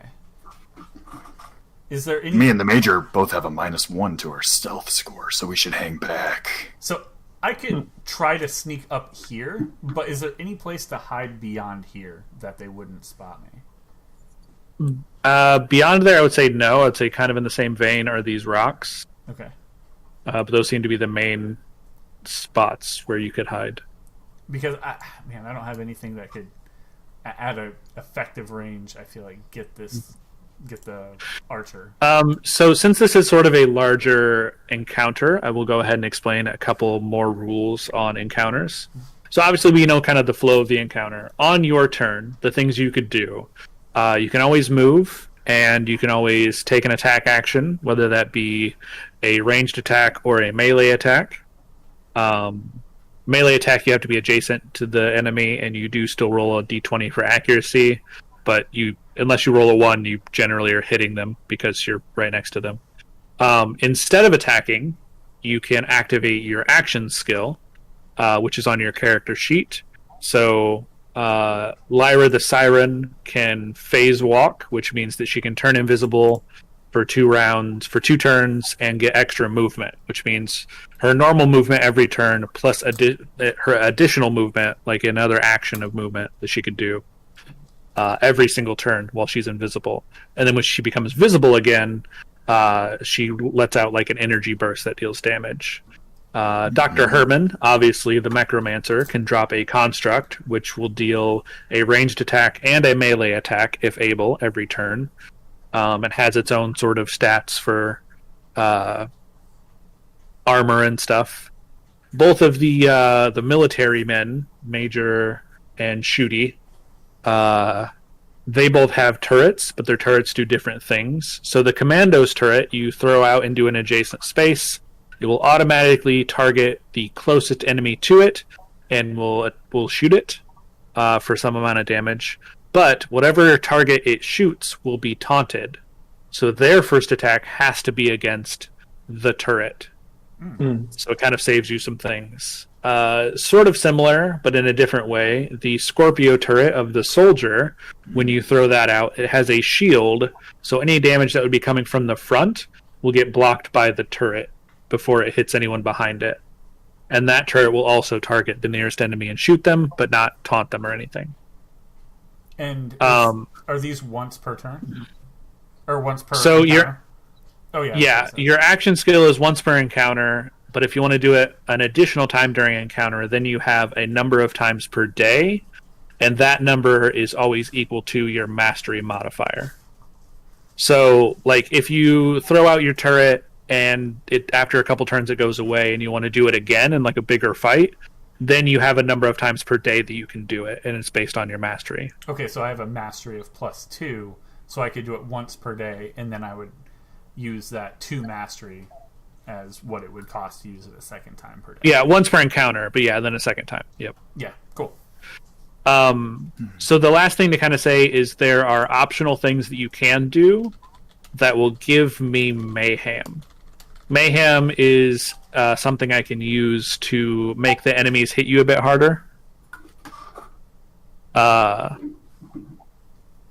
giving me mayhem isn't always terrible, but it is something that you should. But if you wanna give me mayhem, you can get an extra attack in, so you can shoot an extra time with your weapon, or if your weapon even has extra attack, that's 2 extra actions you get. Right? You can take extra movement. You can hand off an item, so if someone needs a potion real bad, you can hand it to them. These are all the things that you can do in addition to optionally, but it does give me mayhem, so it's your choice. Mayhem. So for adjacent enemies, to do damage to adjacent enemies, do I have to be right next to them to use the phase blast? No. So the phase lock doesn't deal adjacent. You just choose a target. Okay. Basically anything, as long as you can see it, you can grab it. I was looking at the phase blast. Okay. Oh yeah, yes. Sorry, not phase lock. Wrong siren. Yes. Siren brain. Yeah. There's two of them. It just says to adjacent enemies. How Yeah, close so do that is any of the 8 squares around you. any of the 8 squares? Yeah, so like this square, this square, this square, this square, this square. You'd hit Dr. Herman, which doesn't seem great right now. This square, this square. Okay. Oh, Do so I it. did- Only one way to find out. Okay.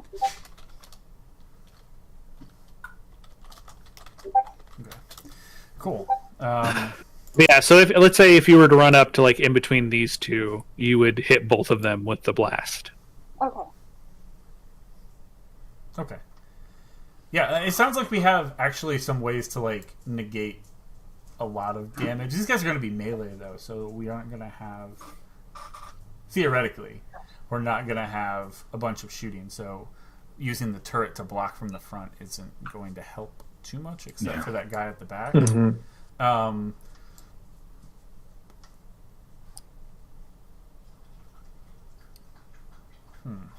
And we don't have anyone with a long range weapon. I don't know. What do you guys think? Do you want to try and sneak over and check out some of these chests before this fighting starts? Or do you just want to kind of sneak up as close as we can and go all in? I mean, there might be an item in there that could help us with this fight, like a long-range weapon. So Could be useful. And I imagine Major could actually use that, since all he has, I believe, is a pistol, right? that would be correct. Yeah. Cool. So what would we have to roll to try to get over there and open that? Would that, I mean... So without alerting attention, now that you're in this room, you would have to roll a sneak check. Okay. My sneak's pretty and good, then- too. And then once you're over there, you're not going to have to roll an interact check because it's literally right in front of you. But Okay. All right, I guess I go for that. Does anyone want to do anything beforehand? Well, maybe not. my sneak is +2, so... Mine's +3. Oh, do you want to give it a shot then? Yeah, let me make sure, but I believe mine's +3. Yes, my sneak is +3. Cool. So I'll go ahead and do it. We're going for this chest over here, right? Yeah, the one that he just highlighted. the big red one, The big red one. which maybe has guns in it. Who knows? Could have guns. Or a grenade taped to the back of it. Or it's just going to Just under the lid. You open it up. Ah, son of a bitch. See? Okay. It's a mimic. 21. It's a mimic. Oh yeah, no, I pulled that. Oh, I just pulled that eats you. trick so many times in the in the actual adventures. Yeah, Wait, is it for real a mimic?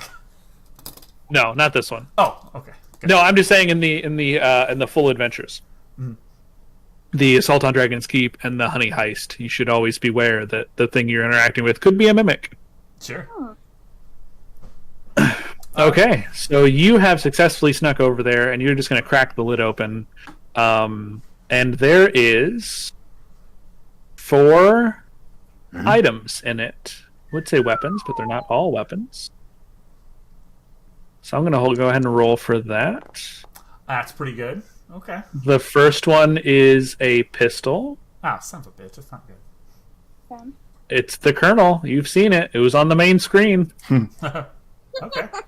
So it's this one. Oh. That's a Gets good an one. extra attack. Pretty good damage. The next one is a 2. Get out of the way, die, so I can see what I'm looking at. Which is an SMG, which might be good for someone. Uh-huh. Maybe there's someone standing directly in front here. It is a Dahlia uncommon SMG. There you go. It deals a lot of hits. Let's And the burst means that it deals an additional hit on top. And plus accuracy. Okay. These are some good weapons. That's All right, number 3 That's a no-brainer to give to... is called the diplomacy check. It's a shotgun. Hey! Okay. It is a rare Skulldugger shotgun. Very cool. I Very like good. that. I like that guy.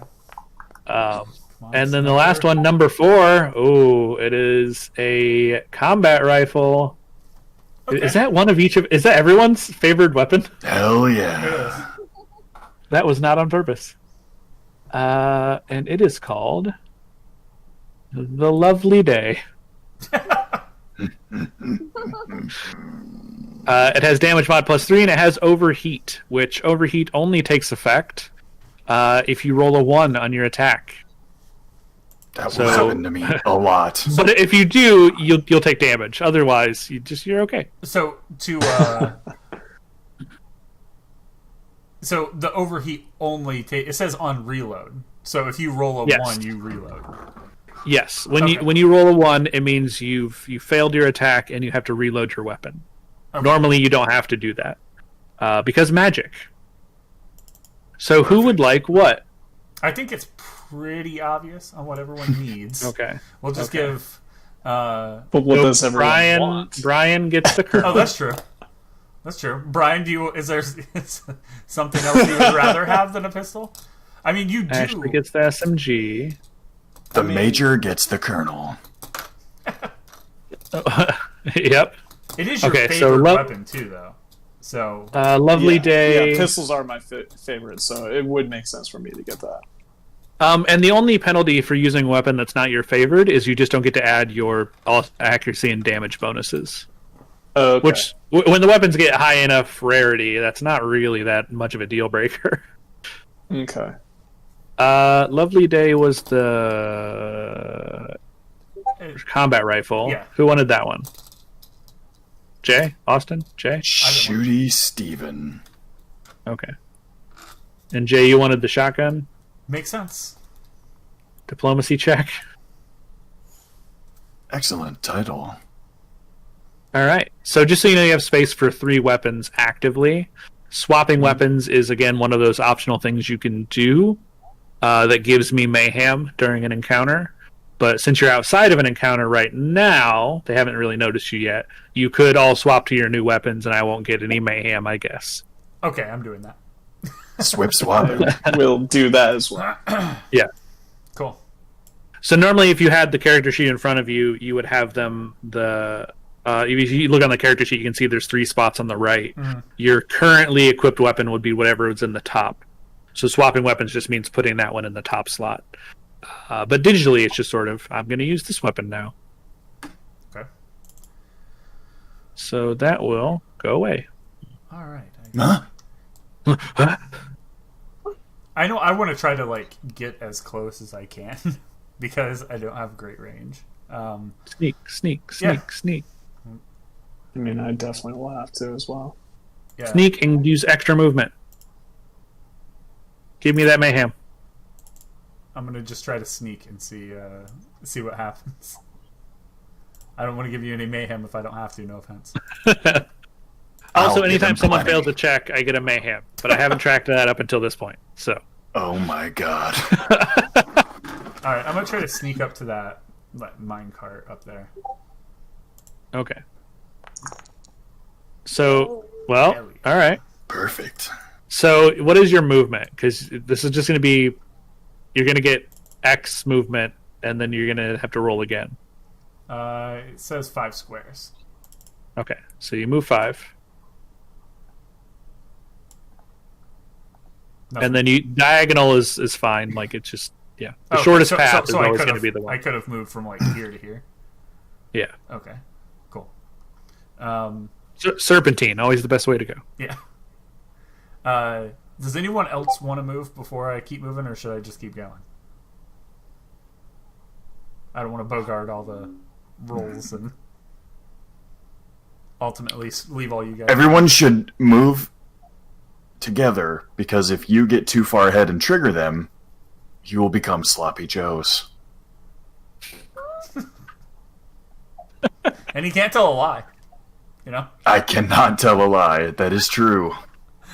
All right, sneak checks all around. Let's go. All right. You're all gonna cram up behind the one. Well. Damn it! How is it possible to randomly roll a 1 every time? You should refresh. No, you shouldn't.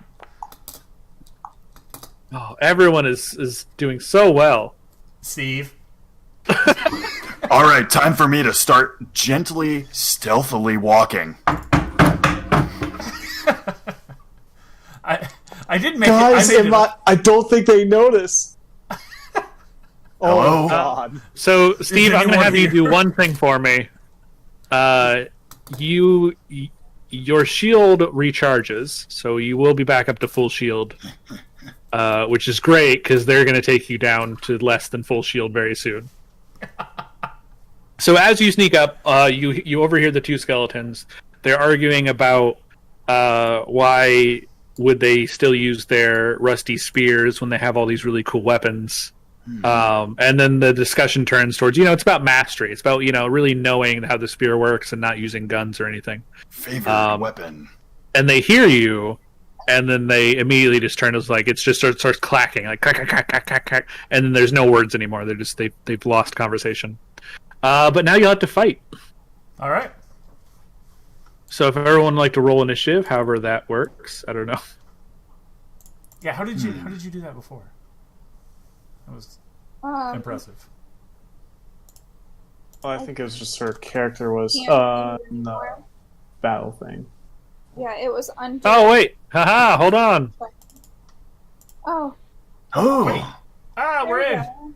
Huh? Yeah, I had to click on you Okay. and add you in. Boop. Somebody just hit one. What the fuck? There's so many. Oh, sorry, that was the enemies. Oh, I was like, God damn. What did we all get? Who got what? I got 17. I got Nine. 20. Okay. You got 20. You got 4. A 19. No, that was my sneak. Oh. Yeah. Oh yeah, he did. So it would go. Yeah. So it looks like everyone. Oh, well, so the way that I'm doing this is the only initiative that matters is the person with the highest badass rank, which of the enemies is the blue-hued skeleton here. So you all got higher than them, so you get to go before the enemies. Okay, so it looks like it's Major, then Shooty, myself, and then Lyra. Yeah. Yeah. Mm-hmm. All right. Lock and load. So technically they all have 8s, right? Like in that.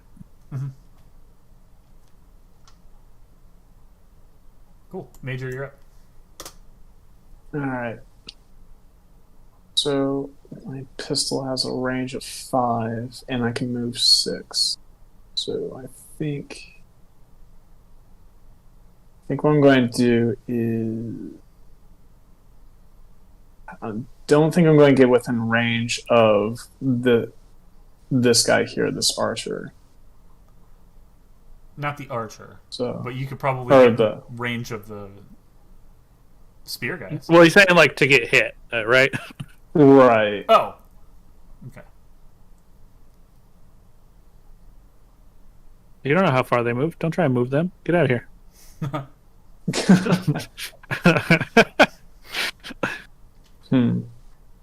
Well, I think my best course of action would probably be to maybe move up to about here. Hide behind a So that rock. way, exactly, and let the archer come to me. Okay. You also Bec- you also have grenades, which you can always throw, and you have again your action skill if you want to throw out a turret. You know what? Let's set up a turret.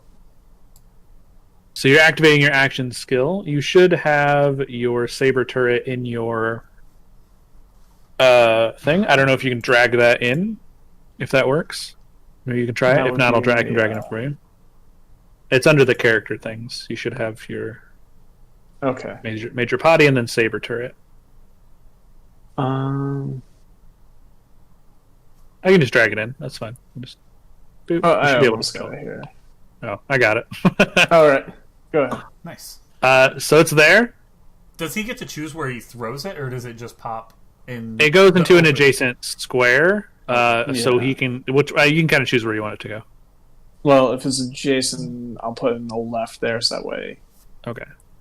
yeah. Yeah, adjacent's any of the Because eight it squares can't be around you. diagonal, right? I can. Oh, I can? All right, then I'll put it a little bit forward then. There you go. Yeah. That works. Yeah, adjacent is always the 8 squares around you. It includes Got diagonals. Made it easy. Cool. And it is going to target the closest Oh, who's the closest? enemy, which they are 30? 30. Okay. So you get to choose if there's a tie. Do you want this skeleton or the blue skeleton? Do the blue skeleton. Yeah, does his... Just get the... his doesn't draw the attack, right? No, mine his draw his the does. attack. Oh. He will taunt this. That's good. Yeah. So if you click on your saber, you should be able to roll its damage. It doesn't really necessarily need an accuracy roll. Well, I guess it does have one. If you see the accuracy +2, so roll a d20 +2, and it should tell you how many hits that it gets. All right.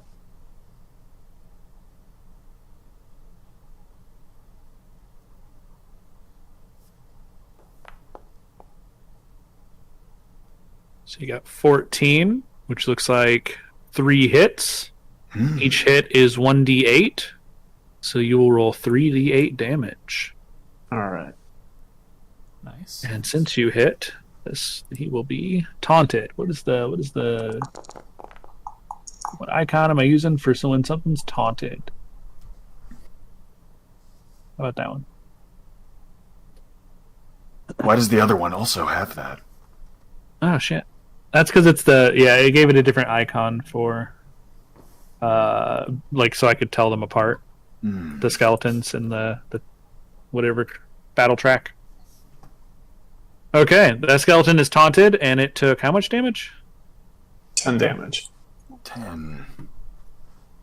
Blammo. But then he uses Okay. grenade arrows and blows me up. Oh my Why god. did I close that? Damn it. I need this weapon. Okay, who's next? First I'm gonna zoom, then I'm gonna boom boom. I thought you already relieved yourself in that house twice. 1, 2, It was a long trip. 4, 5. I hope this skeleton's ready for a lovely day. So let's see.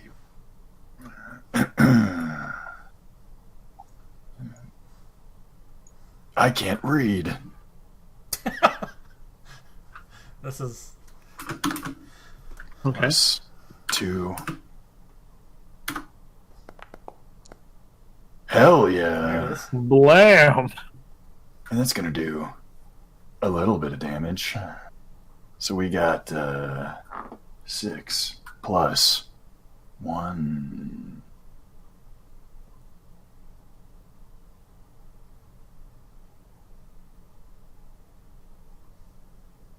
We got 3d6s. Plus 1. Plus 3. Plus Just get a 1d12 in there. D12 equals. Oh god. Dead. So it was this skeleton? Yeah. Yeah, I think that was what he was saying, right? Good night, my friend. Yeah, that skeleton is dead. Oh shit, that's the wrong one. This skeleton is dead. As it's dying, goes clack, clack, clack, clack, and then dies. He was right about weapon proficiency. All right. All right. My turn. All right, let's see.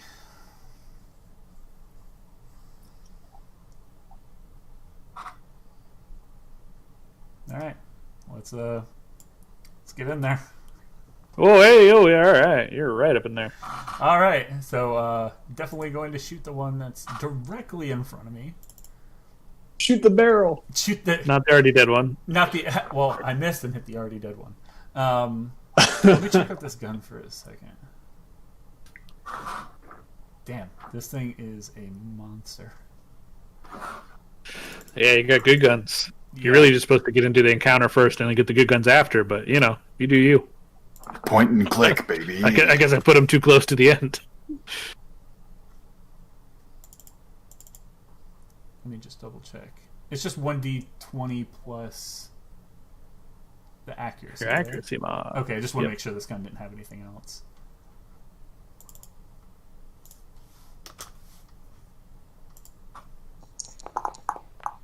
That's fucking terrible.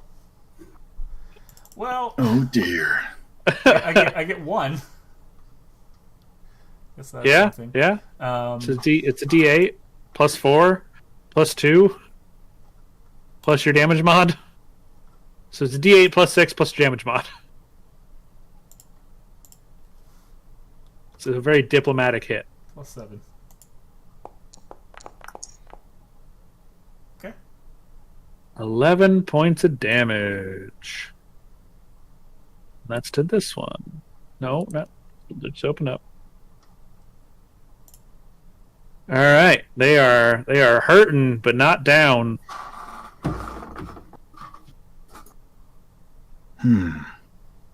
Next, unless you want to take an extra attack, maybe give me a little bit of mayhem. I don't know. I'm gonna save the mayhem. Okay. So it's my turn. Yeah. Okay. So to move more than 5, can I become cloaked to move, and then can I use Phase Blast? So if you want to use your action skill, you do that instead of attacking, and you would get the extra movement, but you can always choose to like end it, and then it would do the Phase Blast after. Okay. So if you wanted to, you could get the double movement this turn, get to where you want to be, and then end it, and then Phase Blast around you. And to use the Phase Blast, I have to be on one of the outside squares around them, right? Yeah, you have to be next to them. Okay. And then they'll be very surprised to be like, "Who's that?" Ah. So it just hits the adjacent square around them, no further. So I can come down to here. So it's 1, 2, 3, 4, 5, 6, 7, 8, 9, 10. Watch out for that barrel. Oh, yeah, there you go. And then I want to attack him. Oh dear God. So you're doing your Phase Blast, right? There's a Yeah. barrel. Wait, what? Too late. There's a barrel right next to you. She took her hand off the chess piece. It's fine. The barrel is gonna damage the skeleton. That's right next to Jay. Way. I'm not looking towards the barrel. You're adjacent to it. It hits everything around you. Oh, Every square around you. It's fine. Listen, it'll probably kill the skeleton that's next to Jay. And then it's In gonna addition, kill me too. well, it's not gonna. It probably won't kill you. It'll damage you for sure. Fuck me. Okay, well, too late. So 3d6 is what I'm rolling. Queen's Gambit. That's not what I want. I hate my life. I didn't realize the roll. It'll be unintentionally cool. She didn't even have to use badass ranks for this. 13. How much damage does that attribute to her? Did she do 13 to, like... So she deals 13 to the skeleton archer. Let me bring that up real quick. I can do math. The skeleton archer is injured. Fuck. Not dead. Injured. The barrel takes 13 damage. And No! explodes. And the barrel deals 3d6 fire damage to everything around it. Huh. So you will take 13 damage, but since it goes to your shields, it's not doubled. Okay. But you do take 13 damage. This skeleton also takes 13 damage and enters the great beyond. Bye. Thank you. Come again. Where do skeletons That go go when on they the- die? The green or the blue? Blue. The blue. The blue would be your shields. Yeah. Your shields will recharge after every... Jeez, what the fuck is that? What happened? Sorry, I looked over at the Discord for a second. Shouldn't have done that.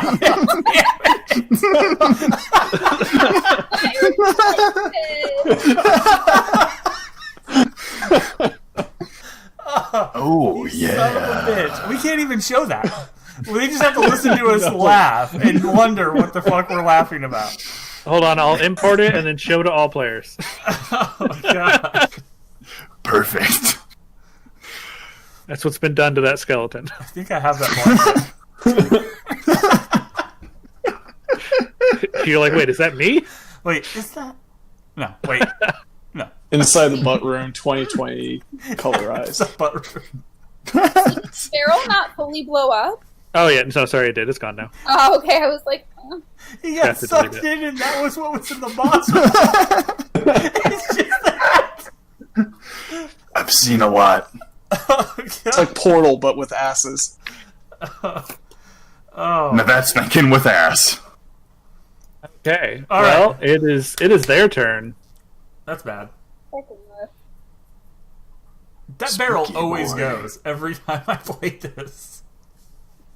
I really thought we were going to get away with it this time. I'm sorry. Oh, so close.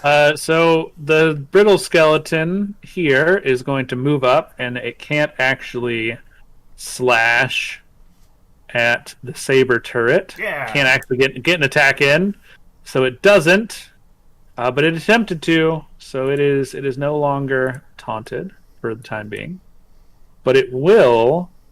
It does kind of like it just has its two little sabers, and it goes rah and sort of rages, and you see sort of a sheen go across its blue-hued skeleton. But no other effect seems to happen. So that is that skeleton. The archer is not happy with the amount of social distancing that's happening currently. Too close for comfort. So they will move 3 squares away.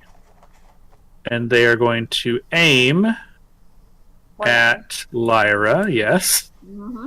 Of course. But that's all they're doing. They're just aiming at you. Hmm. Because they can't aim and shoot if they also moved. So very, very boring turn for the skeletons. And we're going back up to the boop, boop, boop, boop, boop.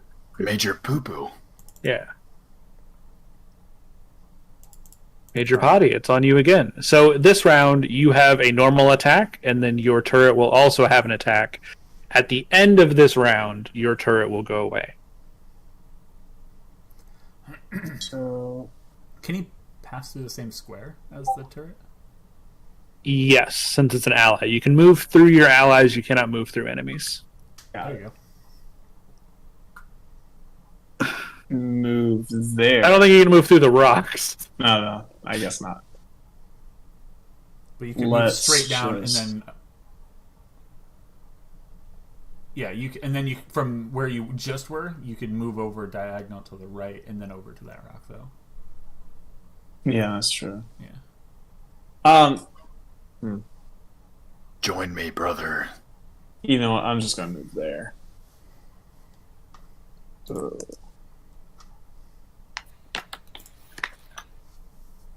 And then that puts me within shooting range. And Infernal as a -1. And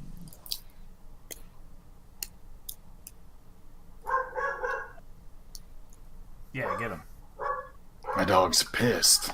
I have a +1 in accuracy. So it is just a die roll, then I guess. So it's 1d20 with no no modification.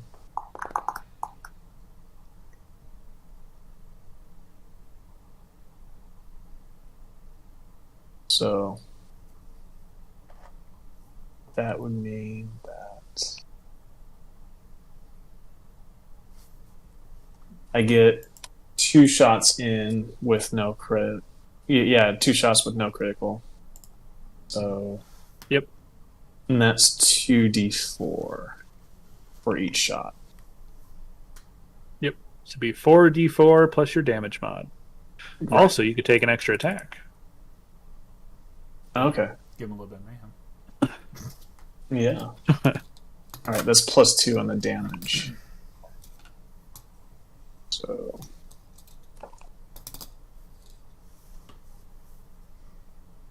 One shot.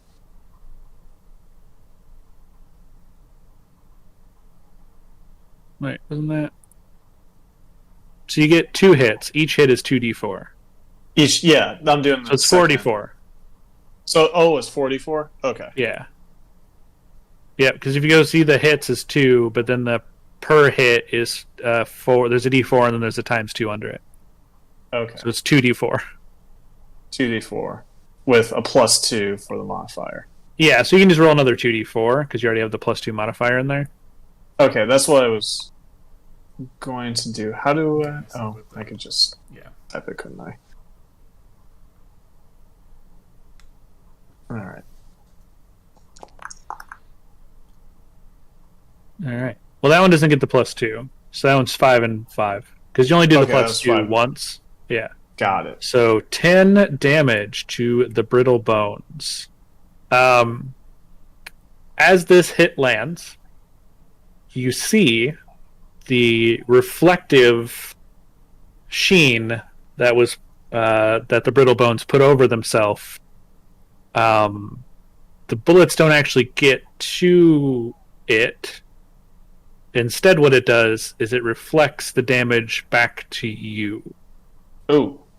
So you take 10 points of damage from your own bullets. It had reflect on. It did have reflect on. So that'll go to your shields, obviously, first, and then if you want to do a second attack, you can. I cannot tell you whether or not it would still reflect back. I mean, I could, but I'm not going to. Yeah, I mean... Let's let the turret take the damage from any potential more reflections. And then watch those bullets get reflected to me from the turret. Alright, so you're shooting with the turret again? Yeah, I'm doing the turret. So d20 plus 2. Alright.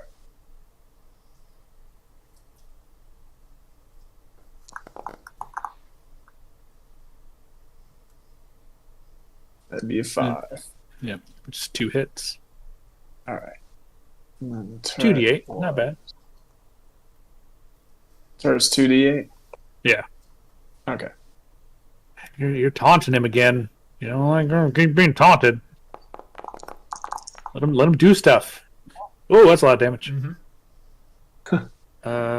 So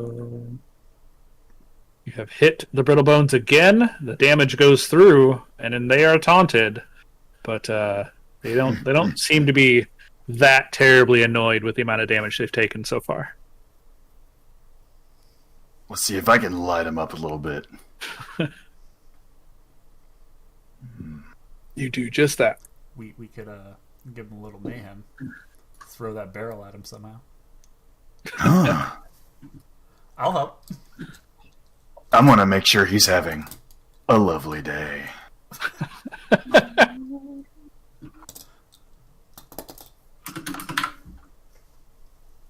See, I get to name guns sometimes, so this is what happens. Hell yeah. Let's see what we got here. You're a nasty girl, aren't you? He couldn't get through that one. That's right.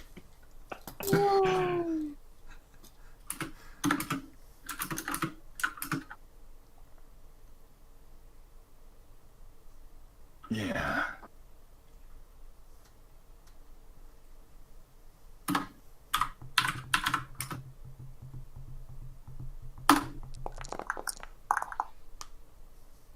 $24. That's a Ooh. that's a good hit. 24 to the Brittle Bones over here? Yes. Oh boy. Okay. Well, I wish I could send that back to you, but I'm not going to. No, they take that and they are not happy anymore. But again, they still not down. All right. My turn, right? They don't seem to be taking a lot of bullet damage. What's up? Yes. Okay. Just checking. See who's closer and who's further. Which one do you want to go for? Ashley? Me? Yeah. I'll probably. Which one are you closer to? I think I'm further away from both of them than you are, but I'm obviously closer to the archer, and you're closer to the brittle bones by one square. I can. Well, and I have a second time. I can still use my double. Well, it doesn't matter. Yeah, go ahead. You can go to whichever one. All right. I'm 5. I'm 5 from the one up top. Yeah, I think I'll move here. It says within 2, so having 2 spaces in front of me open. Does that? It's technically 3 squares away. There you go. Okay, so I have to be there. Okay, I was like, yeah. So yeah, I'll just move there, and I will. Yeah, I'll just take my shot with the deployment. And shoot your shot. Don't give away your shot. Do not get lost in the sauce. I'm trying to turn myself back to normal, and I can't. I have no idea how you're rotating yourself. That's just, It's the touch. If you're using, yeah, if you're like, hell yeah! All right. So that is getting that +1 there.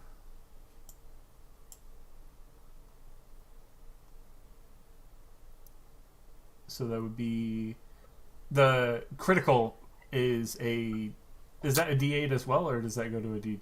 it's a D12. D12. Critical is always a D12. Yep. Okay, so I get one of those. So I can do a D12, a D8, a D12, and then plus my damage modifier, right? Or plus the damage mod on the gun, and then my damage modifier. Yes, Okay, and the so range 2 or less damage mod. 7. So whatever your mod is, +6. Yes. Because diplomacy. Not great. That could have been a lot better. Yeah. Yeah, that's it wasn't bad. So they're hurting. I mean, you've blown off some tibias, maybe a fibia, collarbone. They're missing a lot of pieces of themselves, but they are still somehow holding together. It is like the least amount of bones you could possibly still call a skeleton. That's what they're working with. Damn. Okay. I mean, if you want to take an extra attack, you can give me a mayhem. Maybe finish that off. You know, it's up to you. Sure. Let's do mayhem. Yes. Someone has to. Delicious. I can feel my limbs coming off already.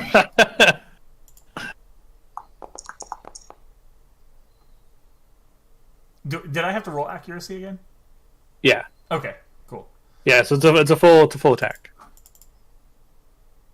Okay. So I'll just get 2 regular attacks.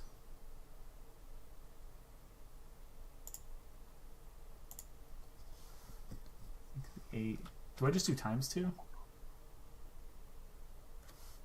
Do what? Let's see if this works.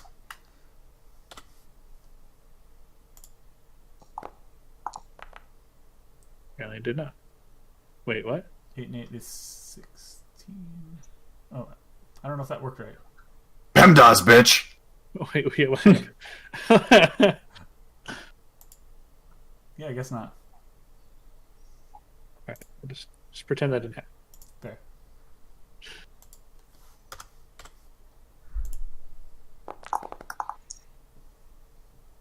All right, yeah, no, that is enough to blow that skeleton a new one. A new It one. didn't even have. Yeah, didn't even have He an didn't old even one. have an I don't old know one. what- Yeah. Yeah. All right. don't know what they were thinking, but that skeleton is dead. Nice. Alrighty then. Well, I'm Lyra. Hold on, let me look at something real quick before I go moving. Okay. Yeah, Is it where did you place your silly voice? Is that what you're looking for? No.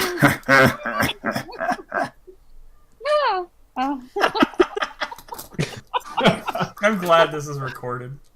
Wait, she's got a point. I think I'm gonna move to here. What is happening? I'm gonna use my Ratadog to hit it. Did she say her Rattata, the mouse type Pokemon? And I Rattata, go! roll for accuracy, right? Thank you. Rattata use Hyper Fang. Yeah, it has +1 on its own to accuracy plus your mod. Wait. 2. Nope.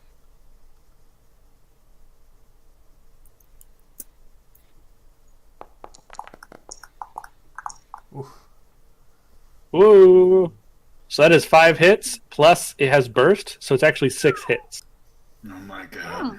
6d4 plus your damage. Plus mod. damage mod. Yeah. Don't forget, it's always a little bit. It's always that little extra. Sometimes you need it. A +1's a +1. Yeah. Plus D4 plus 2. 6.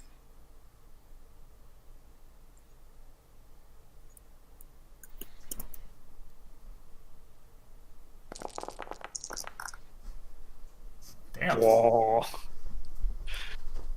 Was That thing, brittle bones, was that thing elemental? despite too? having pretty much almost an immunity to range damage, is dead. Oh my god. You blew all the bits off of it. Bullets reflected back into it. It just backfired. His bits! His bits. All right. And that is the end of combat. You have killed all that there is to kill in this room, and you just have the spoils left. All right, cool. Yeah, let's check that out. I believe every... So there's 3 crates. Yeah, there's 3 crates and 4 bodies that should have stuff Yeah. in them, right? Yep. And then, wait, there's a big pile of weapons in the middle. Like, is there anything interesting there? They're all really crappy and broken. You can see that they've been like speared by the 2 skeletons who just really wanted to prove that they were better than guns. Oh, okay. God, these guys are dicks. Exploding barrel probably damaged them too. Yeah, exploding barrel didn't help. Half of these are welded together. I'll check this one down here. Okay, 1 second. I need to find. Yeah, why don't we just check all the regular skeletons, brittle bones, and then we'll do the chest after.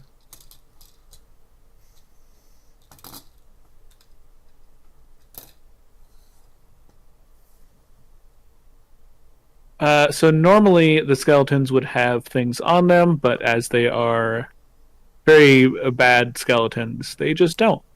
But there are still the 3 crates spread around the room. Oh, okay. Even the brittle bones didn't have anything? Right. Yeah, none of the skeletons had anything of note on them. Normally they'd be loot pinatas, but I'm gonna, Not today. I guess, check this crate. it's a mimic now. So the first crate that you have there, it has a grenade in it. All right. There's 1 grenade, and give me a Shocking. second here. It has an alas shield. An ass shield?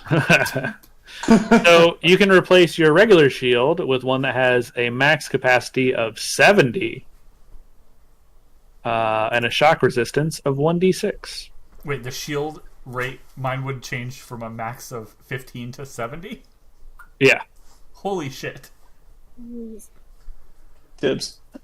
Dibs. Yeah, you're gonna be up front. Yeah, Yeah, whoever gets that's going to be up front. you're in front of the line every time now. Well, it's either me or it would be. I cannot lie. I need it. Yeah, I was just going to say. Well, I have a range of Since, 2. Good point. I don't know. It doesn't matter. I don't need it. I haven't taken any damage as of yet, so... I haven't taken two any more. combat damage. There's 2 more. Yeah, why don't we check those? Yeah, I have a range of 5, so let's give it to the Shotgun King here. So the crate that's farthest has 2 grenades in it, Okay. and let's see if there's anything else in there. Ah, Uh-oh. there is. There's a grenade on the back of this grenade! We never expected it. There's a weapon called the Second Opinion. It is also an SMG. Is that a higher Who would rarity? like it? Yes. The other one's a uncommon. 1d8 grenade damage. Oh god, and it's basically a TDR, so when you swap to reload, you throw it out and it does grenade damage. Yeah, it does. Hell yeah. Does the fire... And it's fire damage. Yes, the fire still works. Cool. Oh, I like this game. So who would like the Second Opinion? I mean, it is my preferred. Yeah. You could throw If your we- other weapon to Brian if Yeah, you if someone want else wants option. the other weapon, yeah. The Ratata. Yeah. Yeah. Give me Rattata. Are we good with that? I'll change the permissions on that one. Cool. The normal or the Alolan version? Ah, And then the last crate to get opened has 3 grenades damn.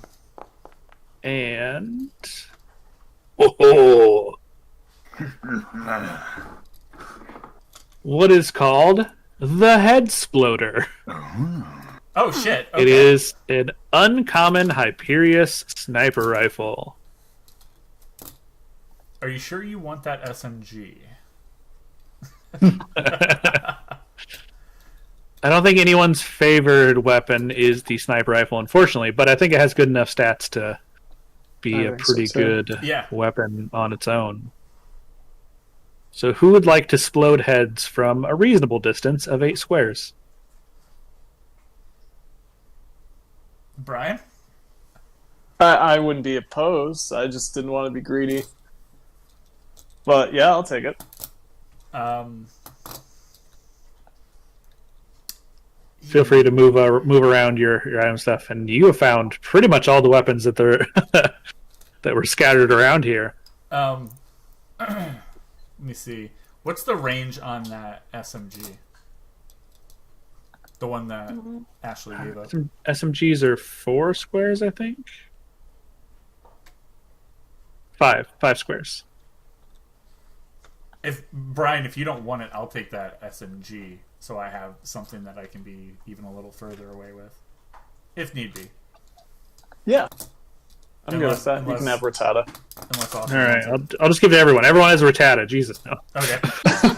Okay. And then we give all of the grenades to to Shooty. The worst fucking decision ever. Here's what we do. You Oh. run in, we'll shoot you. And you won't die. You'll just teleport back to the respawn area Yeah. All right. with less money. Painfully. And a trauma. Oh, and these are just the temporary traumas. You have no idea what's in store for you with permanent traumas. I'm about to find out. I was wondering if, I guess not, if there was like an intimidation thing, and maybe that him being just strapped with grenades and running at someone could be a plus intimidation or something. With a little bit of badass, you could do anything. From what I understand. So, the only path that seems to be able out of this room is down this, the way that the blue-hued skeleton was kind of blocking, and is another set of rails that lead deeper into the mines.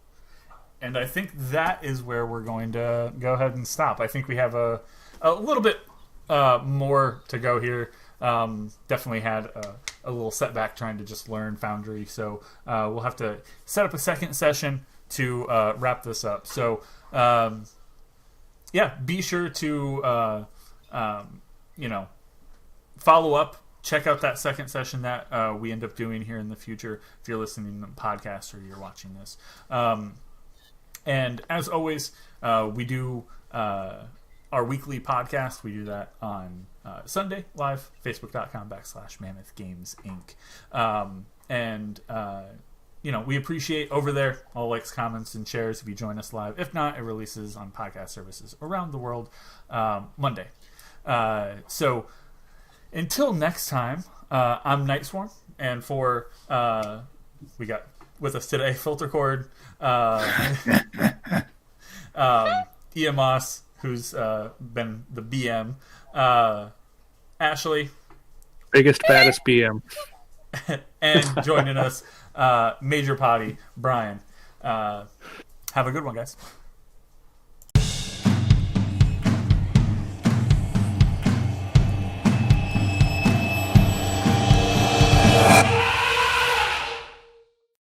I wanted to cap this off by saying head over to nerdvanagames.com and pre-order your own copy of Bunkers and Badasses.